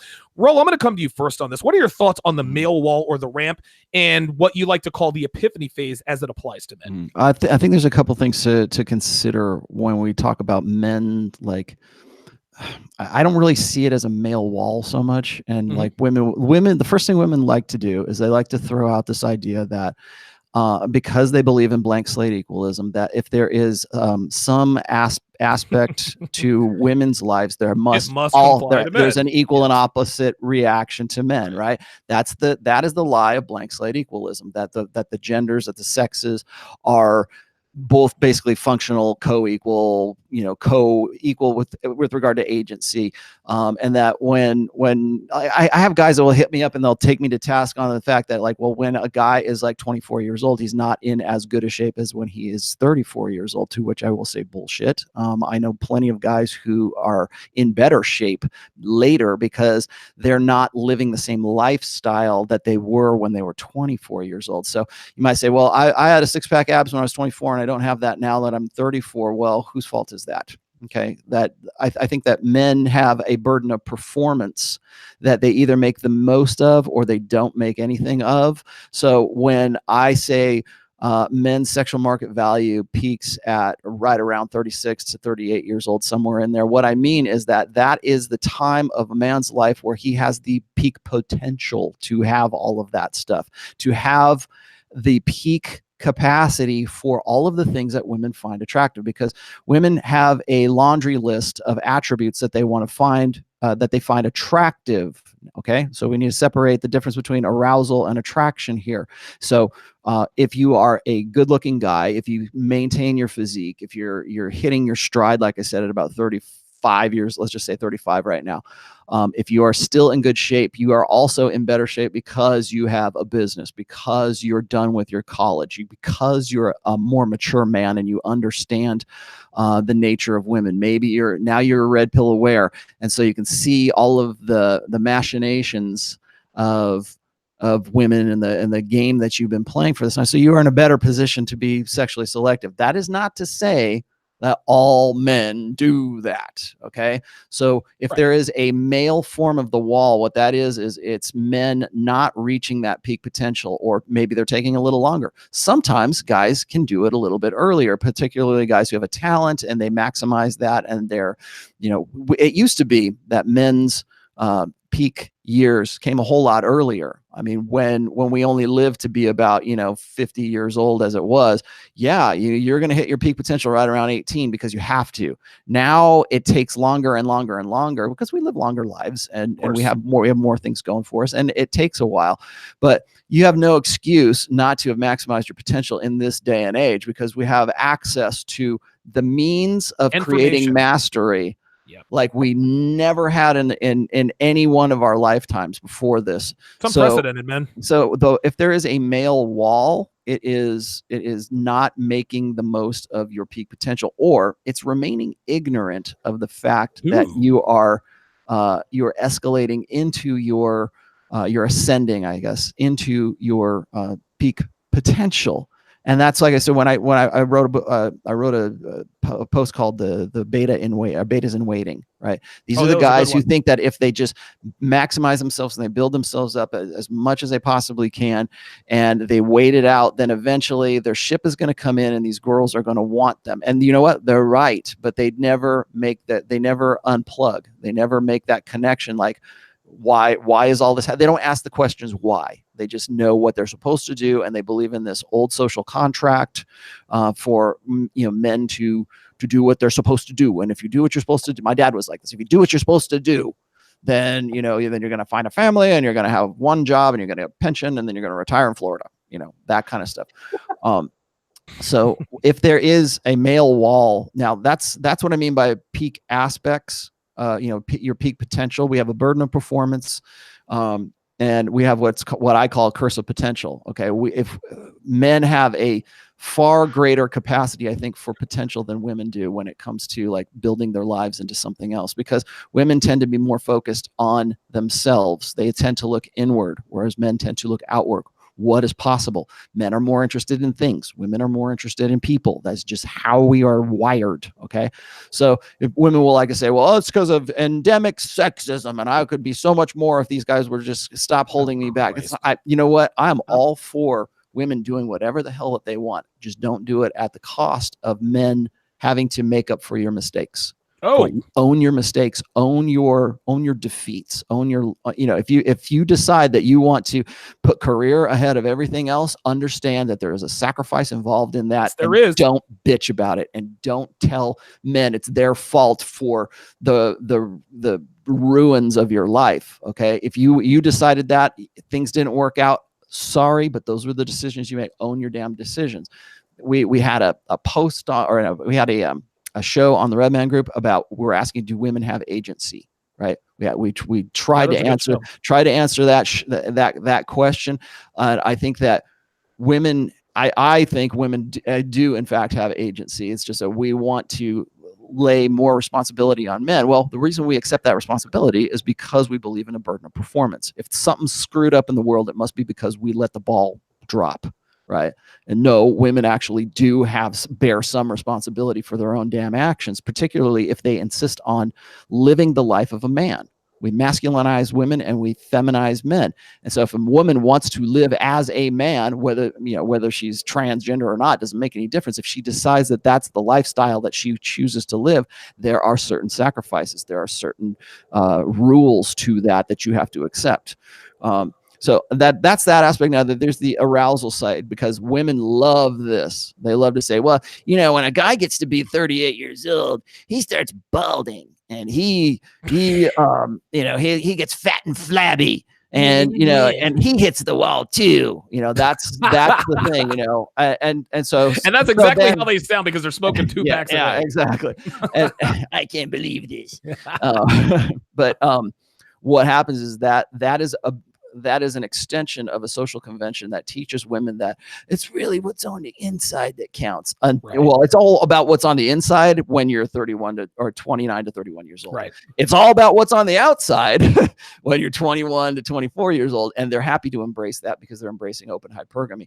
So just because a woman tells you one thing about, there should be a parallel, there should be some sort of, balance, and what's good for the goose is good for the gander. No, men and women are different. And so that's one aspect of it. It's like only women are hypergamous. You want to ask me why that is? I'll be happy to tell you, but there are differences between the sexes that we have to accept, because there are social conventions that are meant to excuse a woman's sexual strategies, and they're all based on blank slate equalism. Mm-hmm. Brian, what you got on this, man? Yeah, well, this is why I'm convinced that a lot of people who think they're red pill actually haven't finished reading Rollo's books yet, let alone half the other stuff. No, everybody that's having these conversations will say that men and women aren't equal. Yet they still use physical virility as the reason why a man has a wall. Well, he's going bald. Well, he's doing this. Well, he's doing that.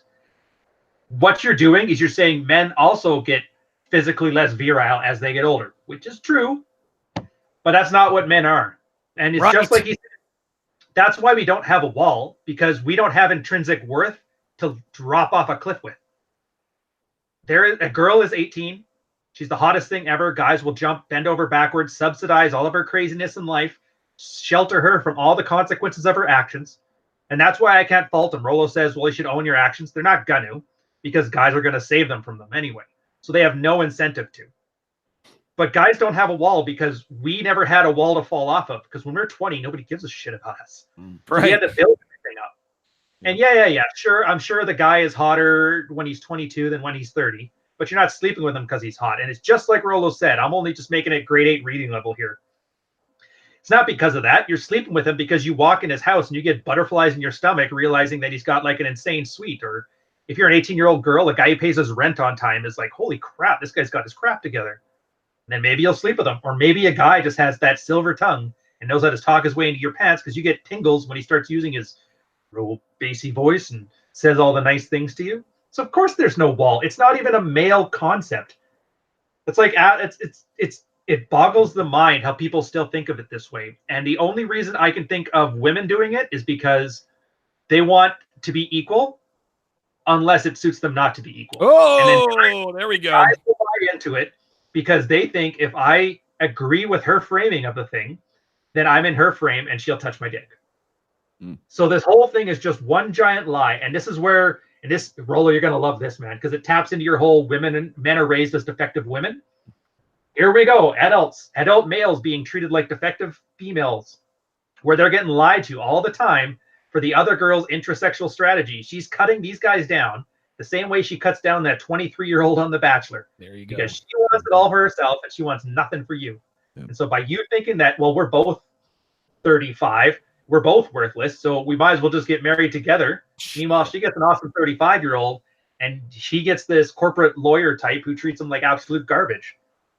And this is a big reason why I say stop focusing so much on the female side of this. Like, be aware of it, but keep it in the back of your mind for when something comes up so you can kind of frame what's going on, but don't dwell on it, because all you're doing is you're acknowledging the feminine frame and you're falling into it. Even if you're pretending like I'm the most red-pilled alpha that ever red-pilled and I ain't going to fall for your manipulation. You're going to be like these guys who get tired of it after a while because they're constantly fighting something they know is not true. If it's not true, don't believe it. You won't get tired then. Then you're just going to see it as a girl having a little different tantrum, and it's going to be cute and it's going to be adorable. And you're going to pat her on the head, put her finger painting on your fridge, and then go back to Tinder dates. And that's but you're not doing that when she's 35, though. No way. That's why I'm taking exactly what Rolo said and putting it to that 8th grade reading level, because Rolo, he's right. He doesn't do prescriptions. He lays the map out. And we all know the map's not the terrain. So I'm here to tell you, like, she's going to lie to you. She's going to complain. She's going to say she has agency until she doesn't need it. Then she's not going to have it. She's going to bitch. She's going to complain. And you just have to realize it's all a giant pack of lies to make her better and you worse. Wow, well said. Carl, you're up, man. What do you think about the male wall and the male epiphany stage? 791 people watching. We're almost cracking 800 here. Yeah. To start with the male wall, I think I used the analogy in gendernomics that women are an option and men are a stock. Now, for those who aren't familiar with securities, an option has the most worth when you buy it right after it's been issued, because it has the highest chance of being in the money, meaning you get paid for it. But once the option expires, it's worth nothing. Now, this is the way women work, because they're born with all their sexual market value. And that's one of the things I wrote when I did my first ever red pill post on Rolo's sexual market graph, is because Rolo was kind of too nice of a guy to add women from yeah, that's me. Like 0 to 17 on his graph. He was like, we have to really focus on that age of consent here. And the thing is, women are born with all the sexual market value they will more or less ever have. If they're born with 80% of it, the other 20% is learning how to cook and not be a bitch. Yeah, and staying thin. And men, on the other hand, we're born with 0 value. I mean, a guy who's a 15-year-old guy is worthless. An 18-year-old guy is worthless. That's why we're comfortable sending them into the front lines. Mm-hmm. Like, okay, never thought of that. 100,000 of you against that machine gun nest that's 300 feet away. Run, motherfucker. That's the way. That's how much we value young men. We only value young men when you have a situation where it's like, okay, we have 100 girls who need to get married and we only have 20 dudes. Ooh, wow. We value young men, but we only value men for the effects their absence have on women. Mm-hmm. And the male wall is like, a guy should be higher value when he's 35 than when he's 25. Sure, he may have a 6-pack when he's 25, but he only lost that 6-pack because he drinks and eats too much and stopped working out. Plus, I'm not really convinced on that 6-pack argument to begin with. I'm much more of a big shoulders, big neck type guy. Big back. But anyway, my point is that when you're like 15 years old as a guy, start lifting, start working out, start thinking about how you're going to make money. Then build on that all the way through your 20s. And once you hit like 30, 35, you should be in pretty good shape. Maybe not as good as you were when you were 25, but you're still better than 90% of guys out there who are sitting there stuffing their face with Dominoes and drinking Budweiser while watching the football game. No offense, Donovan, I know you're into sports. Oh, yeah. No taken. You know, I have 10 years of experience running game, have a notch count of like 40 or 50, and have been on more first dates in the past year than most guys are in their whole life. So that's just the thing. Men build value, women consume value. So the guy who spent, started working out when he was 15, started running game at 18, focused on his career, sorting out his income sources, keeping his personal finances in check, building his value until he's 35, he's going to be in a great position when he's 35. Now, the chick, on the other hand, who started banging thugs at 14, continued banging thugs from ages 14 until 28, then decided, hey, I'm a good Christian girl now. I'm going to start having church-appropriate cleavage, hide my hit it harder tattoo, and not let guys come on my face on the first date. No, she's burned off most of her value because, she left most of her value on Tyrone's couch back in 98. So, and that's the simple thing about the wall, that the male wall comes because of a lack of effort. The female wall comes because of, what's the word for it, and not being mindful of what you do. Women burn their value and build it. Now, secondly, on the male epiphany phase, since I wrote an essay on that a while back, now the male epiphany phase, and the reason why I was kind of skeptical about that essay was that I don't like the one-to-one mapping of, okay, women are hypergamous, men must be hypergamous, women have a wall, men must have a wall. And so I don't like that mapping because it ignores gender differences, but the male epiphany phase is kind of funny to me because I think we all saw that with Imam Rouge recently. And the recent TradCon infestation in the manosphere, thanks to Donald Trump. Thank you, fucking Trump. I like a lot of what you're doing, but I don't like the fact that you brought TradCons and the manosphere together. Yeah, that's really... And conflating us with the alt-right as well, that's, Yeah, and my thing with that was just that I see guys, especially guys who find game in like their early 20s or like late teens, they get to this point where they're like, is banging hoes really all there is to life? And, right. But there's nothing more to life, just bang hoes. But it can be nice to do other stuff in between. But they want to become like this patriarch type person who's like,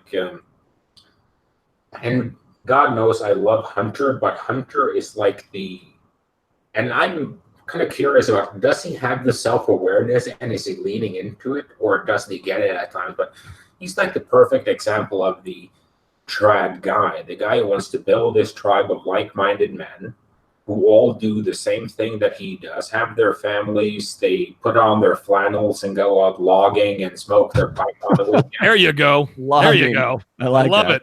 Logging, that's great. Drink Pabst Blue Ribbon. Dude, PBR, man. And all of them do their knuckle push-ups in the cold shower at 3 o'clock in the morning while taking Instagram pictures of their watches.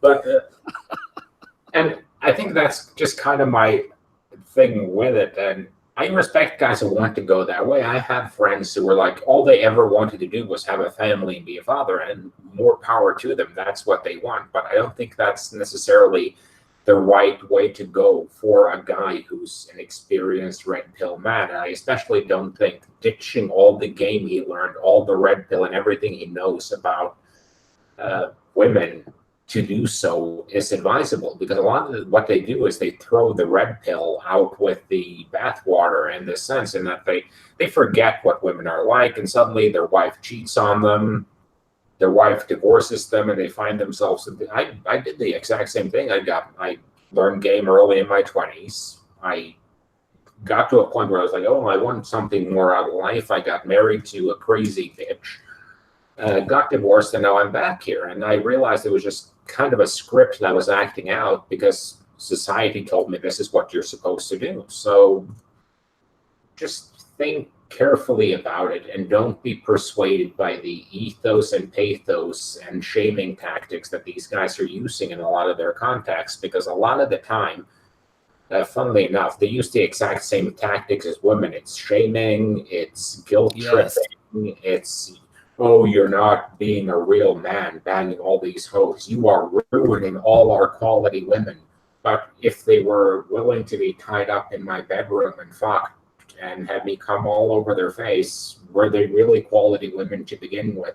Well, you corrupted them, you evil, evil person. Next Well, thing that's just it. They don't even want to save the world for you. They want to save it, you to save it for their children. Right. Well, the other thing is they throw this out there like, you are ruining my potential wife. Right. It's the player's dilemma. Right. Yeah, it's like it's your fault that they suck. For a long time, and Yes. I always laughed at this. I can remember this from the early years of the pickup artist movement. I guess if you in the early 2000s, one of the lies that they threw out there was leave her better than you found her. Oh, for crying out loud. No, there's a reason that she's with you. There's no such thing as a seduction where the seduction didn't have a willing participant being seduced. Ooh. Where did I read that? I got that in The Art of Seduction by Robert Greene. If a woman, man, doesn't matter. If you are, there's lots of different forms of seduction too. It's not just men seducing women or women seducing men. There's political seduction. There's religious seduction. There's like a guy selling you a used car on Kitski. That guy. Oh yeah. That guy is using seduction tactics, right? And by the way, outsiders call it Kitski. Kitski, yeah. It's Kitski in Reno, by the way. Yes, yeah, remember that. God, Reno trivia. Anyway, Nevada. So that lie of leave her better than you found her is simply untenable for anyone, because particularly if you are doing everything in your power to present yourself as a in control, in frame alpha, that she is going to eventually be an alpha widow over once you leave her, or once you've cut yourself off from that. Well, what I find interesting is when you got guys like Roosh, or you've got guys like Pat Stebbin is another good example of this. Is like they think that because of their evil ways that they used to be involved, and maybe not Stebbin, but like certainly like Roosh is like, he made a living of going country to country to country to seduce and have sex with women all over, well, Europe at least. I think the only country he hasn't been to has been Asia, but and so now suddenly, just like women in the epiphany phase, he says, you know what, I'm done with that, I'm over that. Well, what you're doing at that point is the same thing that women do, is you're making your necessity a virtue. So you understand that you've got to change something in your life if you're going to progress into the next level or the next state. Like it used to be under the old social contract, it used to be a guy would go to high school, maybe he would go to college, not necessarily. He would go get a decent factory job or whatever, and he could support a family of 4 on that job, and then maybe get a pension, and then, like I said, retire in Florida. Okay, that doesn't happen. That doesn't happen anymore. But we only shame men for extending their adolescence. We don't shame women for that. We say she's focusing on her career. Whereas the same guy, you got a man and a woman, both of them are 30 years old, and the man is unmarried and the woman is unmarried. And what do we say about the woman? We say, well, she can't find the right guy because she's focusing on her career. We want to empower her. We want to get behind her for that. She should freeze her eggs. It's okay. Men are just so infantile today, if only she could find a better man. Why don't you man up and marry her, kind of thing. Well, and we'll build her up. The same guy, 30 years old, doesn't have a house, is still in a low paying job, hasn't done, if he has a college degree at all, isn't doing much with it. And he's decided that he wants to, watch porn and order pizza and just live his own kind of, live his own way. We shame that guy for wanting to extend his adolescence into like 30s and maybe even into his 40s. There used to be a progression of men's maturity as well as women's maturity, where they would get to they would have their fun. Usually that was, much earlier than it is today. And then they would settle down, find a guy, start a family, the end, right? I mean, that was the set. We don't do that anymore. And I think we're starting to see the first generations of men who are going to be spinsters themselves. They never got married. They never built themselves up into anything. And so I think that these guys see this and they want to use that as a springboard for their own development. And what I mean by that is like, I hate to keep using Roosh as an example here, but he, you know, you'll go and you'll have sex with all the, you know, he has had his party years, right? Had his party years, had his fun. Now suddenly he wants to get right with God. Now suddenly the narrative changes. I just put this link in the chat here. I've got a post called The Script. And what happens is this is a classic old school archetype. Okay. It's the guy who is the eternal bachelor. I'm never gonna. This is like William Shakespeare wrote about this, right? You've got these guys who are these committed eternal bachelors. They're never going to have a woman in their life. They're never going to. Maybe they're grown up. They're men. You know, they're not children. They're not extending their adolescence. They just know the best thing, and they're not going to what's best for themselves. And the best for themselves is not to have a woman. As the MGTOW thing has been going on for a very long time. But the script is that these guys suddenly find one woman who changes them, who makes them a better man. Like even in what was it, As Good as It Gets? Remember, Jack Nicholson says, "You make me want to be a better man."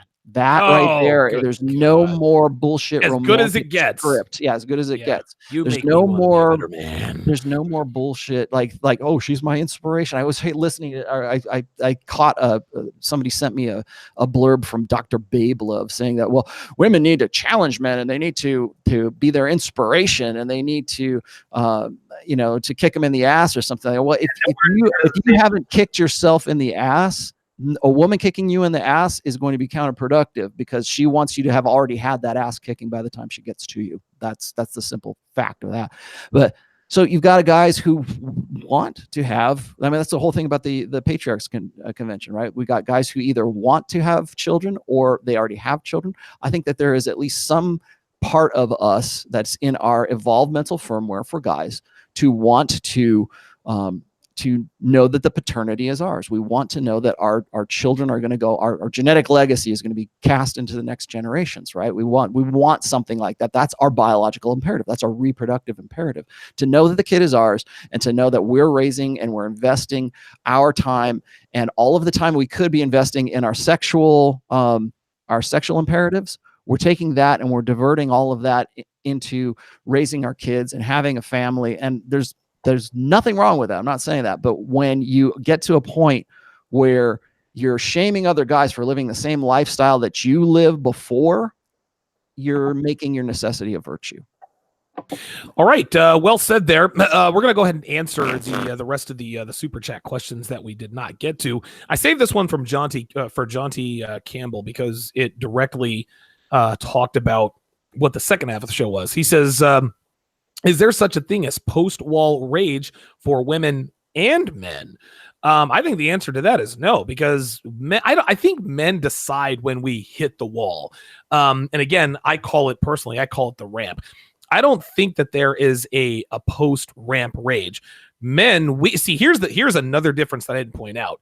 We choose to hit the ramp, so to speak. Women don't choose to hit the wall. The wall, in essence, hits them. They don't get to decide when their sexual market value takes a steep decline. So I think choice probably quells a lot of the anger. I think maybe men get post-wall rage when they're 45 and they haven't really done anything with their lives. And like, man, you know what? I could have really done something for myself. But again, that's based on things rather than people. What are you guys' thoughts on that?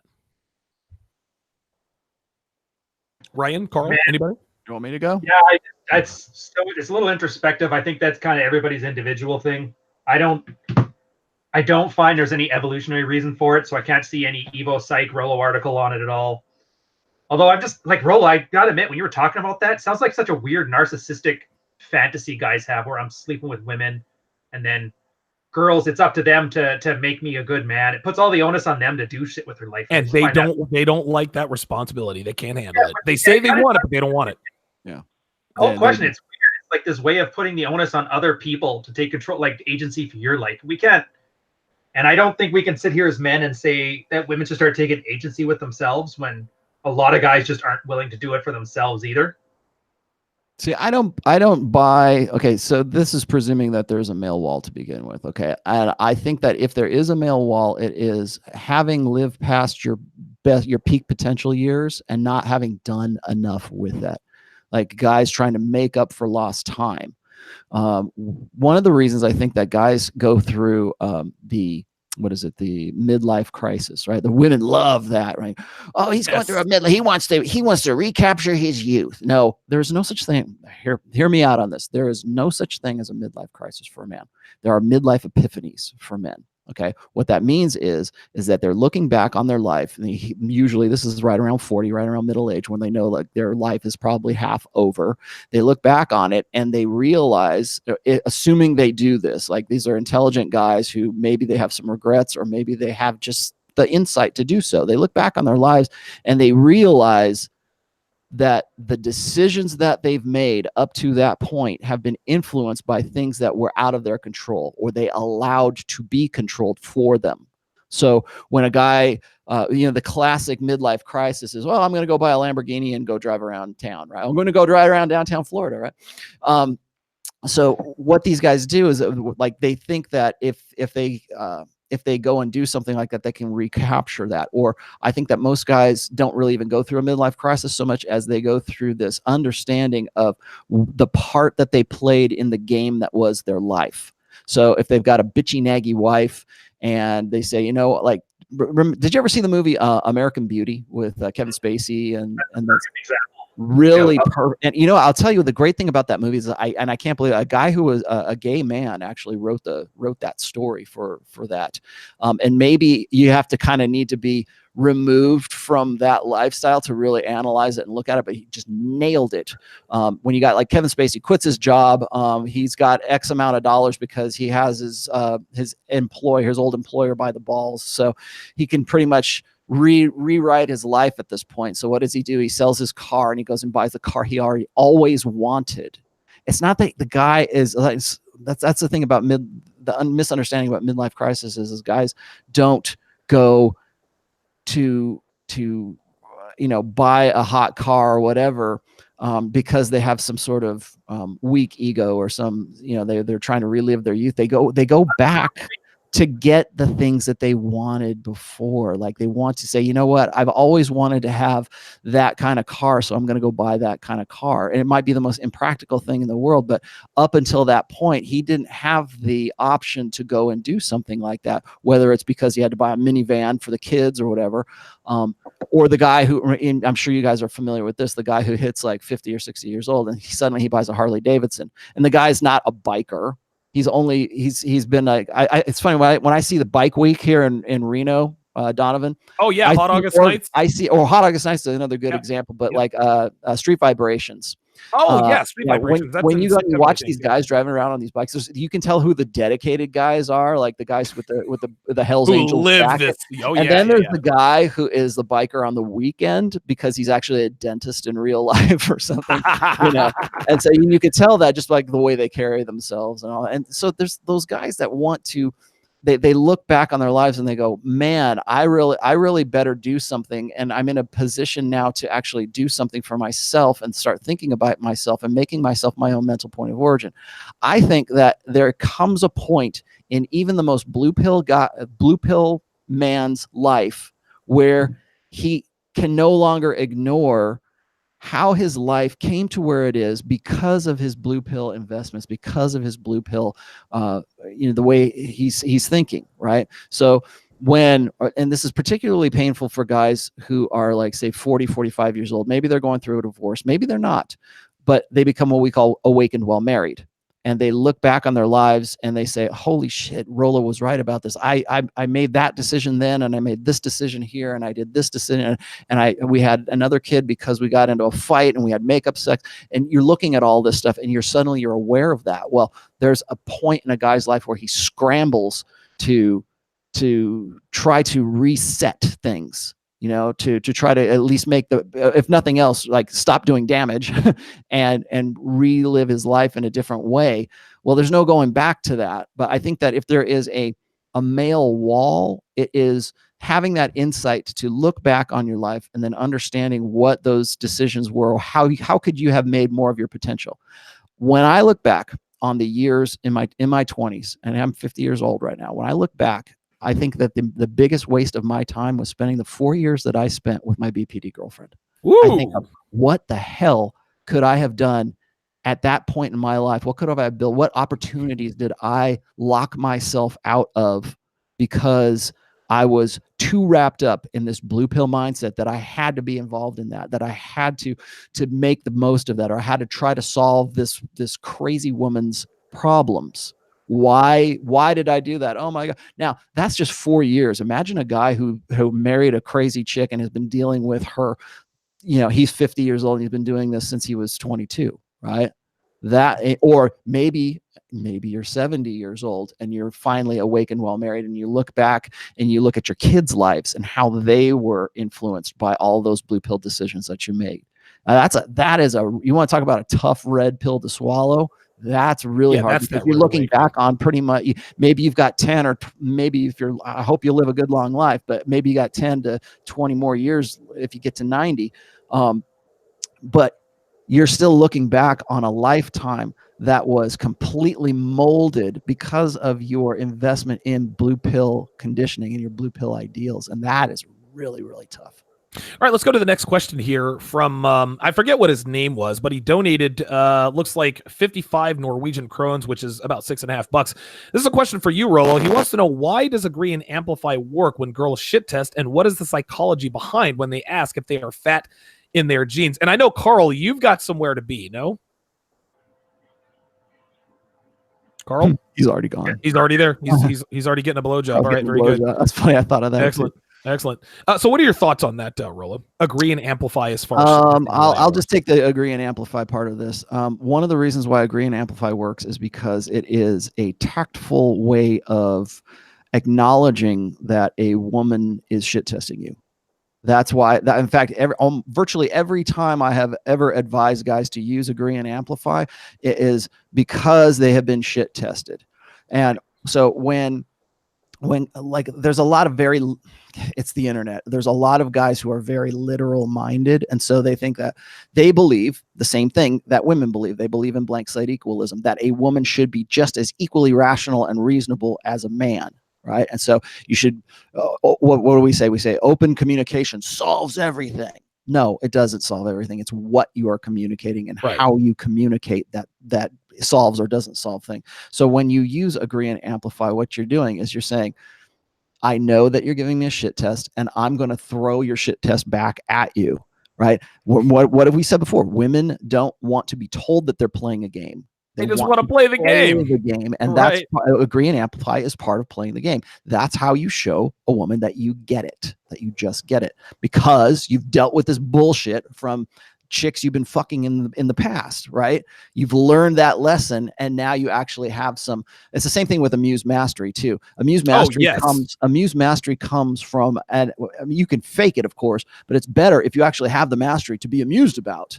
And why is that attractive to women? Because it means that you have had the experience, you've had pre-selection from other women in the past where you've learned all of this stuff before. Let me give you a quick example.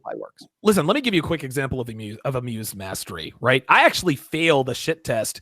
I didn't fail a shit test that Devin deployed, or I didn't pass it as efficiently as I could have. So we're at the Philadelphia Flower Show. And, we're around and I don't follow her or whatever. I'm off doing my own thing. Well, we got separated, and I was looking at some of the other booths. All of a sudden I saw her. She's holding up her phone and she's like, you let me, blah, blah, blah, blah, blah. Now, amused mastery would have been just being like, okay, whatever, and just keep going, right? Oh, you cried because I left you, blah, blah, blah, blah, blah, enough, blah, blah, blah.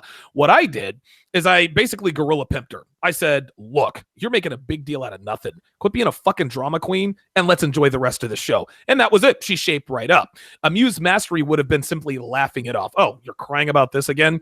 I love how, and amused mastery, just like you said, Rollo, it tells women that you get it. You understand that what they're whining and crying about in the grand scheme of things really isn't that big a deal. They like it when men can just sort of brush off their attempted shit test. Ryan, I've actually got a question for you here from Dan Avisha, $10 super chat, and this is going to be funny. I bet he asks, how would you deal with an alpha female who is a cop when you are red pill and hold your ground and you butt heads often, but she always comes around? Well, your time to argue against tickets is not there. It's in the courthouse afterwards. So you be polite, you be professional, you keep your hands at 10 and 2 on the wheel, and then afterwards you go fight that in court. And if you're a black man, don't make any sudden movements. The cop. If you're a black man, don't make any sudden movements. No sudden movements. Don't. Well, say here's the thing. License.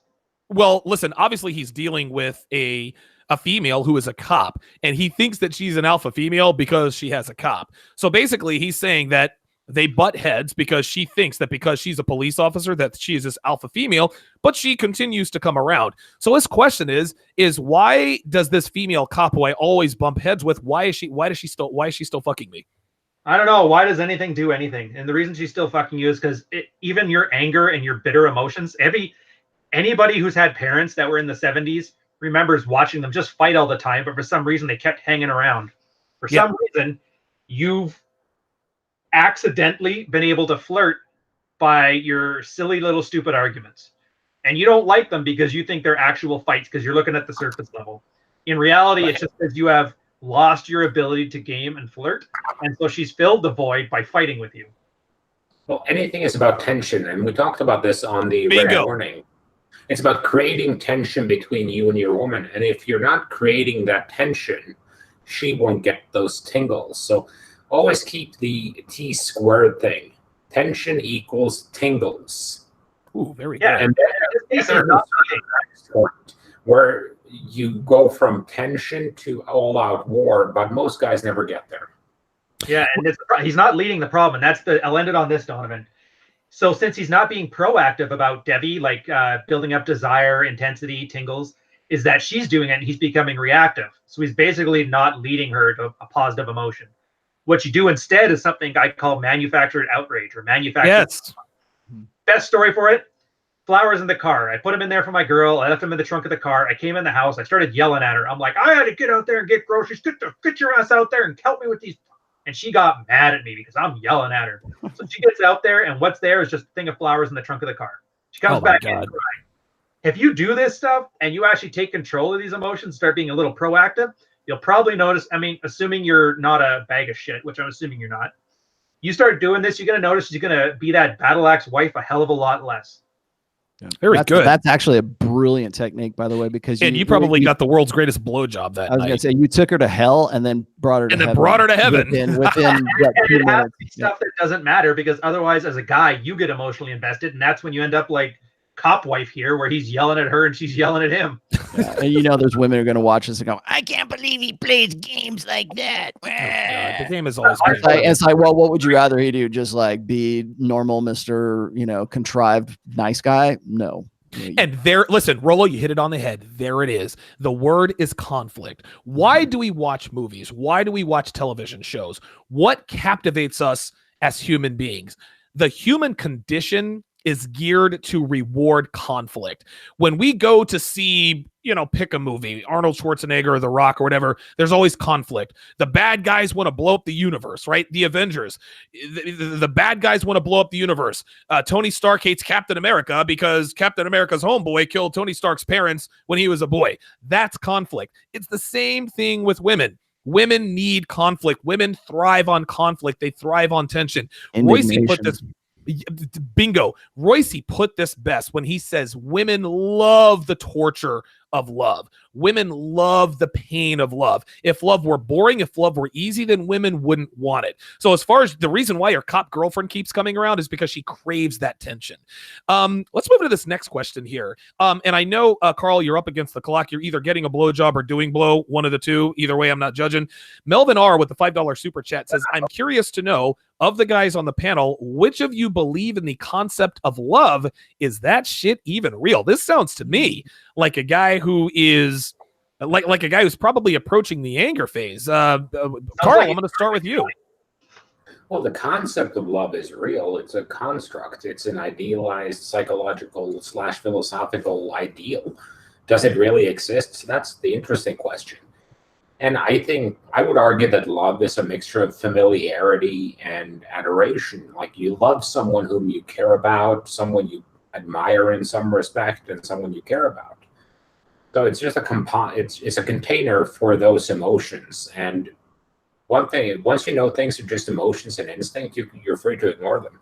That's why morality is such bullshit. Oh, that makes perfect sense. Ryan, what are your thoughts? Yeah, same thing on there. It's whatever you want it to mean. It's a container word. Fill it with whatever emotions you want and throw it at the other person. Just be aware that the girl's going to throw that at you, and she's going to try and manipulate you with it, because her box that she calls love is different than your box. Oh, yes. You know, if you loved me, you would rub my back and stop trying to sleep with me every night. You're like, all right, honey, thanks. That must be love. Love is definitely me just putting out for you whenever you need money and not getting it in return. Let me. So I don't like the term because it's way too easy to weaponize. Sure. Let me fill your love box, honey.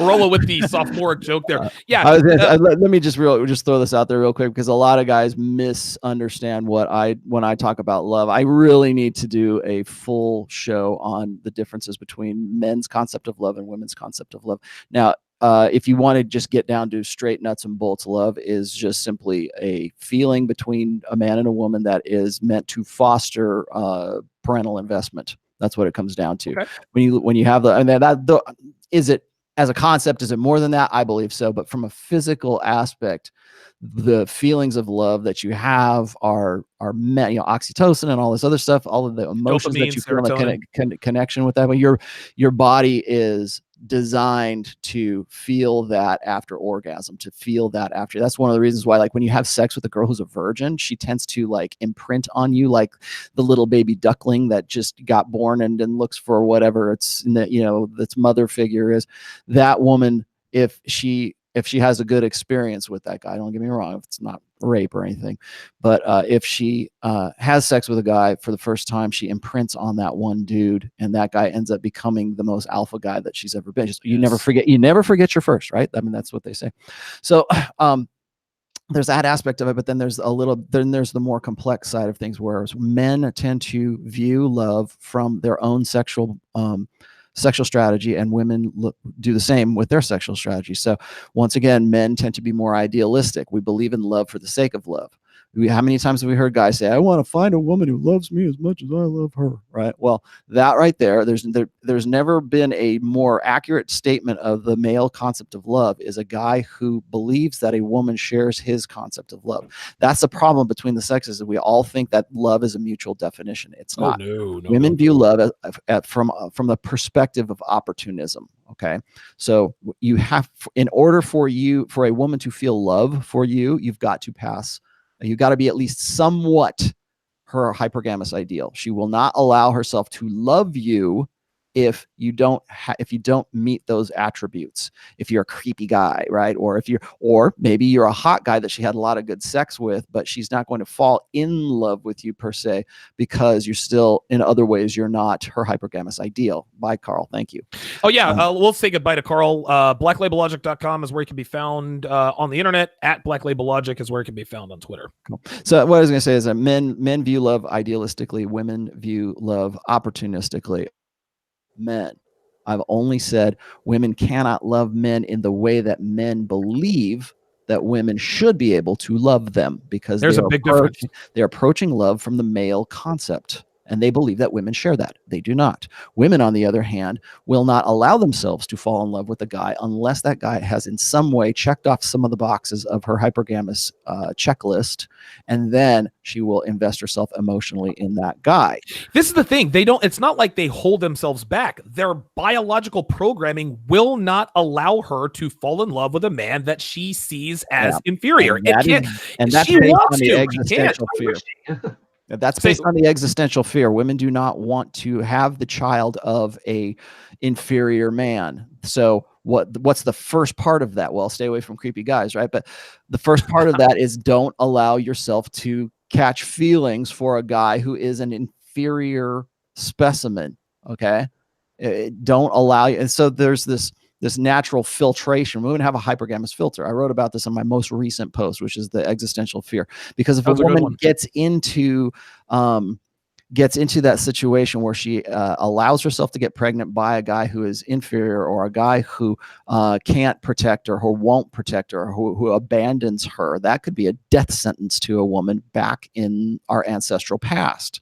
So as as we get into modern times, that turns into a fear that she doesn't want. She thinks, of course, we build it into an entitlement now, like she's entitled to the best that she can possibly get, right? Well, that is all surrounded by what I call the existential fear. They don't want to invest themselves in something that is going to be detrimental to their health, because if they don't, all of their sisters who did died. That's why they have that in their heads.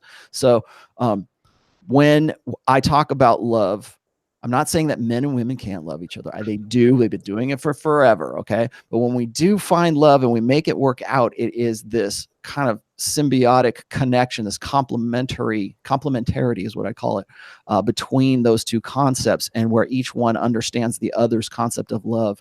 I think right now, most women don't really realize just how invested men are in a blue pill idealistic concept of love. Very good. We've got a super chat here by Redman Anon. This is more of a statement than a question. He says, quote, "The weak are unworthy of love," and that was by Ayn Rand. I don't know if I'm pronouncing that correctly. He says, "Weirdly, I'm thankful hypergamy exists. The more time goes on and the better I get. Be a winner or get the fuck out." Shout out to Martin Van Ball with the 20 Swedish kronas. That's roughly $2.17. How many Scooby snacks is that? That is whatever, 35 Scooby snacks. Yeah, $1 equals 17.5 Scooby snacks. That's the ratio there.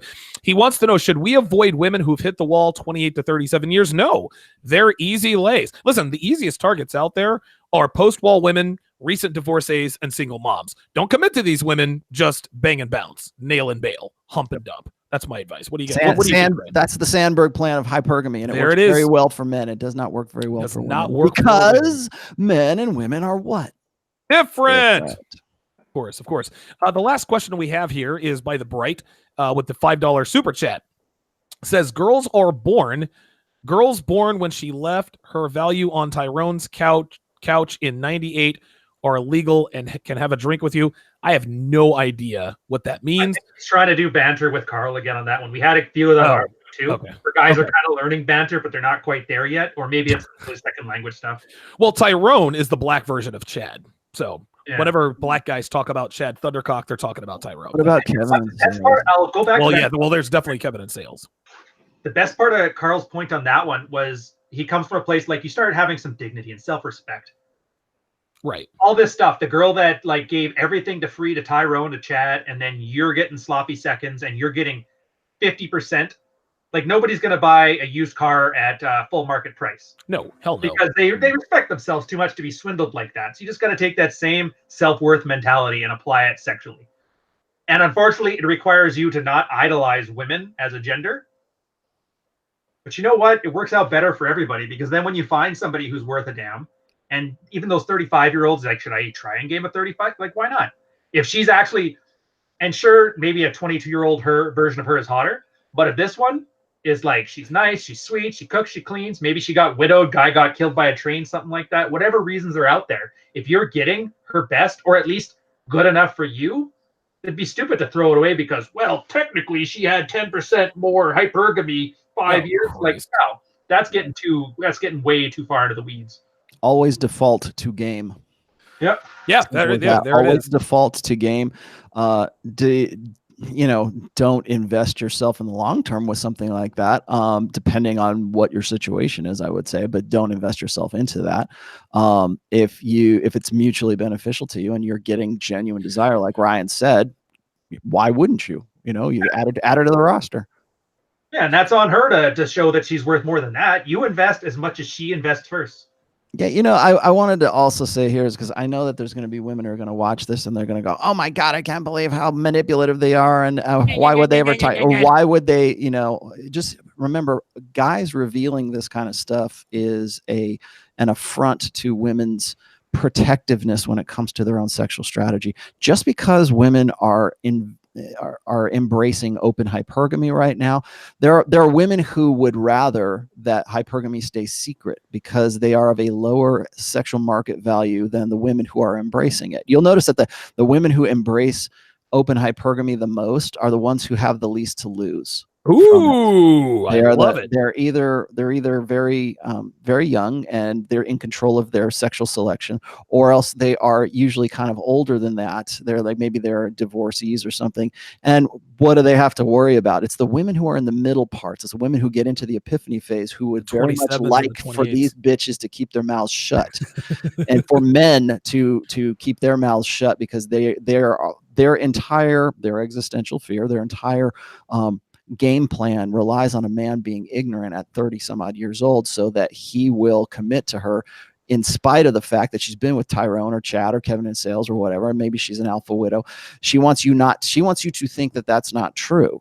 And so women will get very upset for us revealing their secrets or showing it. But we're not doing anything that, like, say, feminists haven't been doing already, or like if you go and you look at most commercials these days that like empower women, you'll see hypergamy doesn't care, that quote of mine, you'll see that spread throughout modern commercials, television right now or whatever, or in ad agencies, because then they'll go and buy the fancy new trinket. Yeah, well, but see, here's the thing: is I think that a lot of women think that we are saying this because we want to tear them down. That we want to tear. One of the reasons, like, why Anthony is talking about doing the 22 convention to make women great again, kind of thing, is I think that women, if you give them the red pill and they think that they're red pill, they are only going to use that for their own interests. They're never going to use it in the man's interest. They will say, oh, well, here's how I can get a red pill guy. That's what they do, is they apply it and turn it around to fulfill their own sexual strategies. Whereas guys, when we're throwing this out there, obviously we're trying to help guys out with this as well. But I think that there is there's something that guys just simply don't want to talk about when we're talking about these women who follow the Sandberg plan of hypergamy. Well, why would that be a bad thing for us to say, hey, look, you could live a better lifestyle? Women are so entitled right now. They're hubristic right now, yes, because they've been taught that they are entitled to the best of everything, right? That they don't even have to earn it. They can just go and get whatever is coming to them, because they are who they, what we were saying before is men have to be, or women just are, and men have to become. Yeah, and thirsty dudes aren't exactly helping dissuade him of that idea either, so I can't fault him for it, because it's kind of I get it, but like, so who the hell do I think I am to tell a woman that she needs to get in control of her own hypergamous nature? Right. We have lived in at least 5 generations now since the sexual revolution, where we have told women there's no limits. The hypergamy is unfettered. You go, girl. You do whatever. You can have it all. You can do whatever the hell you want to. Whereas, since time before that and up to now, we've always told men, you need to be in control of your sexuality. You need to get that shit under control. You need to not think with your little head, right? You need to be under that control. We don't tell women that. And God forbid a man should tell her that, because then suddenly you're trying to be oppressive, or you're trying to be God, you're misogynistic. And that's where women make the mistake when it comes to the red pill. We're not, we're basically just speaking the truth. Like we said, this is the Chilton manual for intersexual dynamics, right? That's great. I love that. That's good. But so we're telling women, hey, we expect them to police their hypergamy, but they don't do that. So when a guy comes and says, hey, if you want to live a better life, if you want to have a man later on, if you want to have a husband, if you want, like I raised a daughter, I tell her this stuff too. I told her, like, hey, you're entering into your sexual market value peak years. Make the most of that, but understand there's consequences that go along with that. There are, and don't go and blame those consequences, the bad side of that, on the men that you deal with, because those choices are the choices that you made yourself. So if you have no excuse, if you're like, what we tell red pill guys this all the time, we say, you know what, now that you're red pill, you have no excuse for making stupid blue pill mistakes. Same goes for women. If I tell you, here's how it goes, here's what I see, here's the game plan and the sexual strategy that you're using, you can no longer say, oh, horrible, evil men made me do this. No, you made those choices with full knowledge of everything that you were going to do. So when we're talking about the wall and women get offended by this, we're not doing this out of malice. We're doing this because we're explaining to you, if you don't want to be that 38-year-old spinster crying over the fact that you're childless and you've never been married, and the likelihood of you ever getting married is next to nothing right now, don't say it's men's fault for that, because we're telling you right now why you will end up and why you will be in the state that you are in. It's not because we want to repress you. Hell, if anything, we want to free your sexuality because we think that that's better for us anyways, right? But we're not telling you that. We're saying, look, these are the rules. This is the game plan. This is the map that you're going to chart your own course for. And if you do these certain things, you'll end up like this. And if you do these other things, then maybe you can avoid those bad consequences. We're trying to help women in that situation, but they're going to say that as an attack because their ego invested in their own entitlement, their ego invested in their own hubris, their ego invested in the building their egos up through online means. And we've done this for the last 4 or 5 generations. So it sounds like misogyny coming from me, but it's not coming from a place of misogyny. It's not coming from a place of coming from a place of wanting to help. So yeah, what did you have on this? You said you were going to. Yeah, I didn't put on a super chat, but I'm hoping Rollo can answer my question anyway. I'm going to call this the Lacey Green effect, and I want to get your thoughts on it. I call it that. Lacey Green. I know Lacey Green. Feminism was this, and men are trash that, and feminism this and that and the other thing. All of a sudden, she gets a good dick, and hey, I just took the red pill. Yep. My question is this, and it kind of follows through. Like everything you've said there, it's all straightforward. It's fairly well grounded. It's fairly logically consistent. Nobody should really have an argument with it if they're not ego invested. And the same way that guys try to red pill other guys and fail because they don't look like a good example, what would you say to the kind of guy who takes all this talk we've had about hypergamy and general female solipsism and whatever, and they try and preach it to women because they want to help them, but they're so unattractive themselves that the girl's rational response is, well, who the fuck are you to tell me anything? Mm-hmm. Right. Say to those guys, no, that's what I'm saying. Because like I say, you become attractive. Rollo, rock star guy, fairly thin, lean. He's got his shit together. He's got an industry. So he can say these things, and a girl could be like, yeah, I could see myself following that. But take the unattractive guy who thinks he can do the same thing and get away with it. What would you say to him? Especially the fat ones. And we'll call them, I don't know, MGTOWs for hypothetical sake. We'll give them a title. Well, I was just going to say is like, there's always going to be that initial, that Darwinistic initial impression of the guy. So that's one of the, if you look at one of the most common, rebuttals from these women is if you're a red pill guy and you're talking about this stuff, what's the first thing they say? You're an incel, or how can or they'll show a picture, they'll like find some picture of you and they'll go, how is this guy because apparently only like alpha chads with 6-pack abs and a V taper and everything, only those guys can somehow speak authoritatively on intersexual dynamics, right? Because girls are attracted to status, so of course that's going to be, if you bring up an argument, that's their counter to it. Well, why aren't you a Chad then? Right. Well, then in your opinion, they really care about anyway. Well, because they take it as a personal attack. That's what ego investment is. It's investing your ego into a personal belief, so that when that personal belief is attacked, then it's not an attack on the belief, it's an attack on the person, because you're invested in that. It's like feeling it, like it's a personal attack on you. Mm-hmm. So when that comes from a guy who is just kind of this fat chode who just doesn't, that doesn't rate on her sexual market value score, then she doesn't take that guy as serious. Although he could say exactly the same thing as a guy who looks like Tom Brady, right? And suddenly he has more pull than the other one. Because why? Because women view when they make their decisions, their rational or their emotional decisions based on that hypergamous score, right? That what is this guy worth breeding? If this guy is not worth breeding with, it's not worth listening to this guy. That's the initial. I'm not saying that that's always the way. Like maybe later on, maybe if you're like a super intelligent guy and you're not exactly somebody, but you have to get past that. And most women don't want to get past that because they feel it as an attack first. We are having. Oh, go ahead, Ryan. No, I was done. I'm just picking Did up. I answer your question? I don't know. Maybe I didn't. No, I think you did. Because obviously that particular question encompasses it encompasses many different things. We're actually having quite the discussion in the chat. We're actually naming different Chads of nationalities because the black the black Chad was Tyrone. So the French Chad, we have Pierre for the nomination. The British Chad, Pierce. We love that. Alessandro is the Italian Chad. German Chad is Hans. Russian Chad is Vlad. This is great. Another Italian Chad, Andrea or Marcelo. This is a wonderful I think Mario should be in there. Oh my God. See, oh my God. Listen, Cuban Chad is Omar. Oh, Marco's a really good one. Marco's a really good one. I love it. This is great. Canadian Chad is Claude. We can use Hans again. Say again? Hans. The Argentinian Chad, we can use Hans again.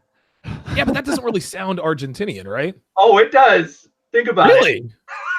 Yeah, their family moved there in the 40s. Nordic Chad is Thor.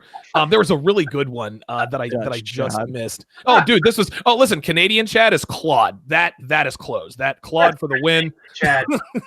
This is great. Portuguese Chad is Rodrigo. Boom, there it is, man. What's Puerto Rican Chad? Somebody give me Puerto Rican Chad. Oh well, Puerto Rican Chad is Carlos. Yeah, dude. Carlos Correa. What's the switch hitter's name for the Astros? Carlos. Jesus Christ, can't believe I can't remember it. American Chad is Donald. No, American Chad is Chad. I love it. Mexican Chad, El Chapo. Oh my God, this is great. This is wonderful. This is a very good. Very, very good. Okay, excellent. Guys, this has been a great. Oh, Carlos Beltran. Thank you, Rainier Lopez. I'm a wealth of baseball knowledge. Sometimes it eludes me. Listen, this was a great episode. And I'll tell you what, I think next week we should talk about what Rollo discussed a little earlier, which was alpha widows. Let's define the alpha widow. Let's talk about how being an alpha widow affects her relationships moving forward. I think alpha widow is definitely should definitely be what we talk about in the near future. If not, I'll put that on the list. You know, the other thing that I always get a question about when we're talking about alpha widows is guys will say, well, how can I become the alpha that makes her forget about the alpha widow? Right? Ooh, I like that. And that finding a way around that might be an interesting show. If in fact there is a way. It doesn't even exist in her life anymore. Like, why would I could beat this ghost out? Like, no, you can't. Puerto Rican Chad Luis. This is great. I swear to God, this is great. Listen, I love Puerto Ricans, man. I absolutely love Puerto Ricans. Listen, I like Puerto Rican dudes. Those guys are cool as hell. The women, dude. I'm gonna tell you what. You want to tighten up your game like real quick. If you want to go from beta to alpha in like 7 days, dude, hit on Puerto Rican chicks. Those bitches will make a man out of you. Trust me. Irish Chad Connor, well, of course. Cuban Chad Yoenis or Yoel. What's Haitian Chad? It's got to be a French name though. Jean Jean is Haitian Chad. Yeah, I knew a guy named Jean. I used to work with in Atlanta. He was Haitian, spoke fluent French.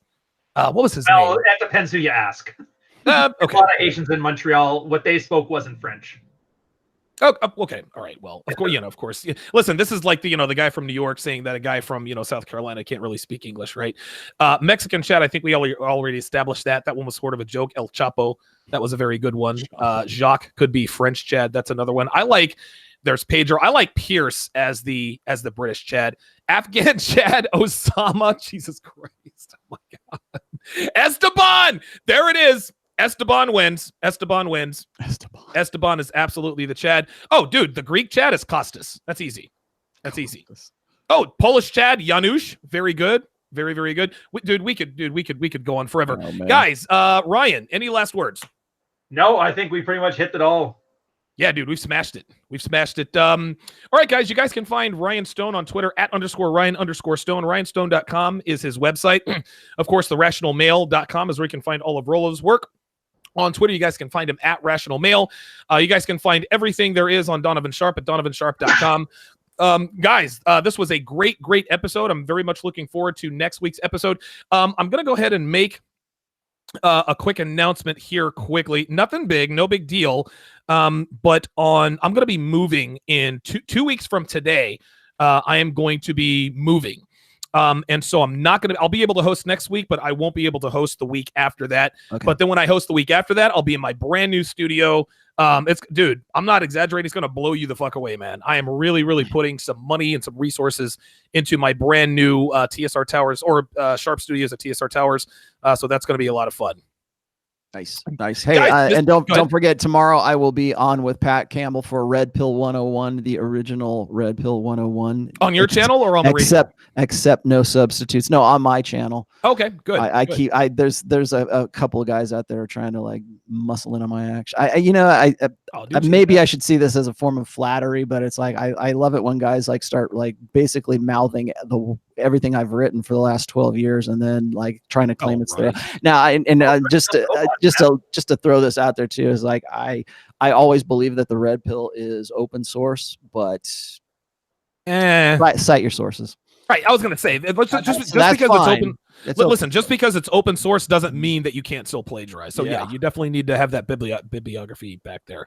My bad on the static, guys. That is strictly from Blog Talk Radio. Japanese Chad Lee, Japanese Chad Akira. Guys, keep them coming. Listen, send all of your national Chad suggestions to tsr@donovansharp.com. Dude, I'm here for it, guys. This has been the 58th edition of the Red Man Group. Thanks for tuning in, guys. We will see you next week.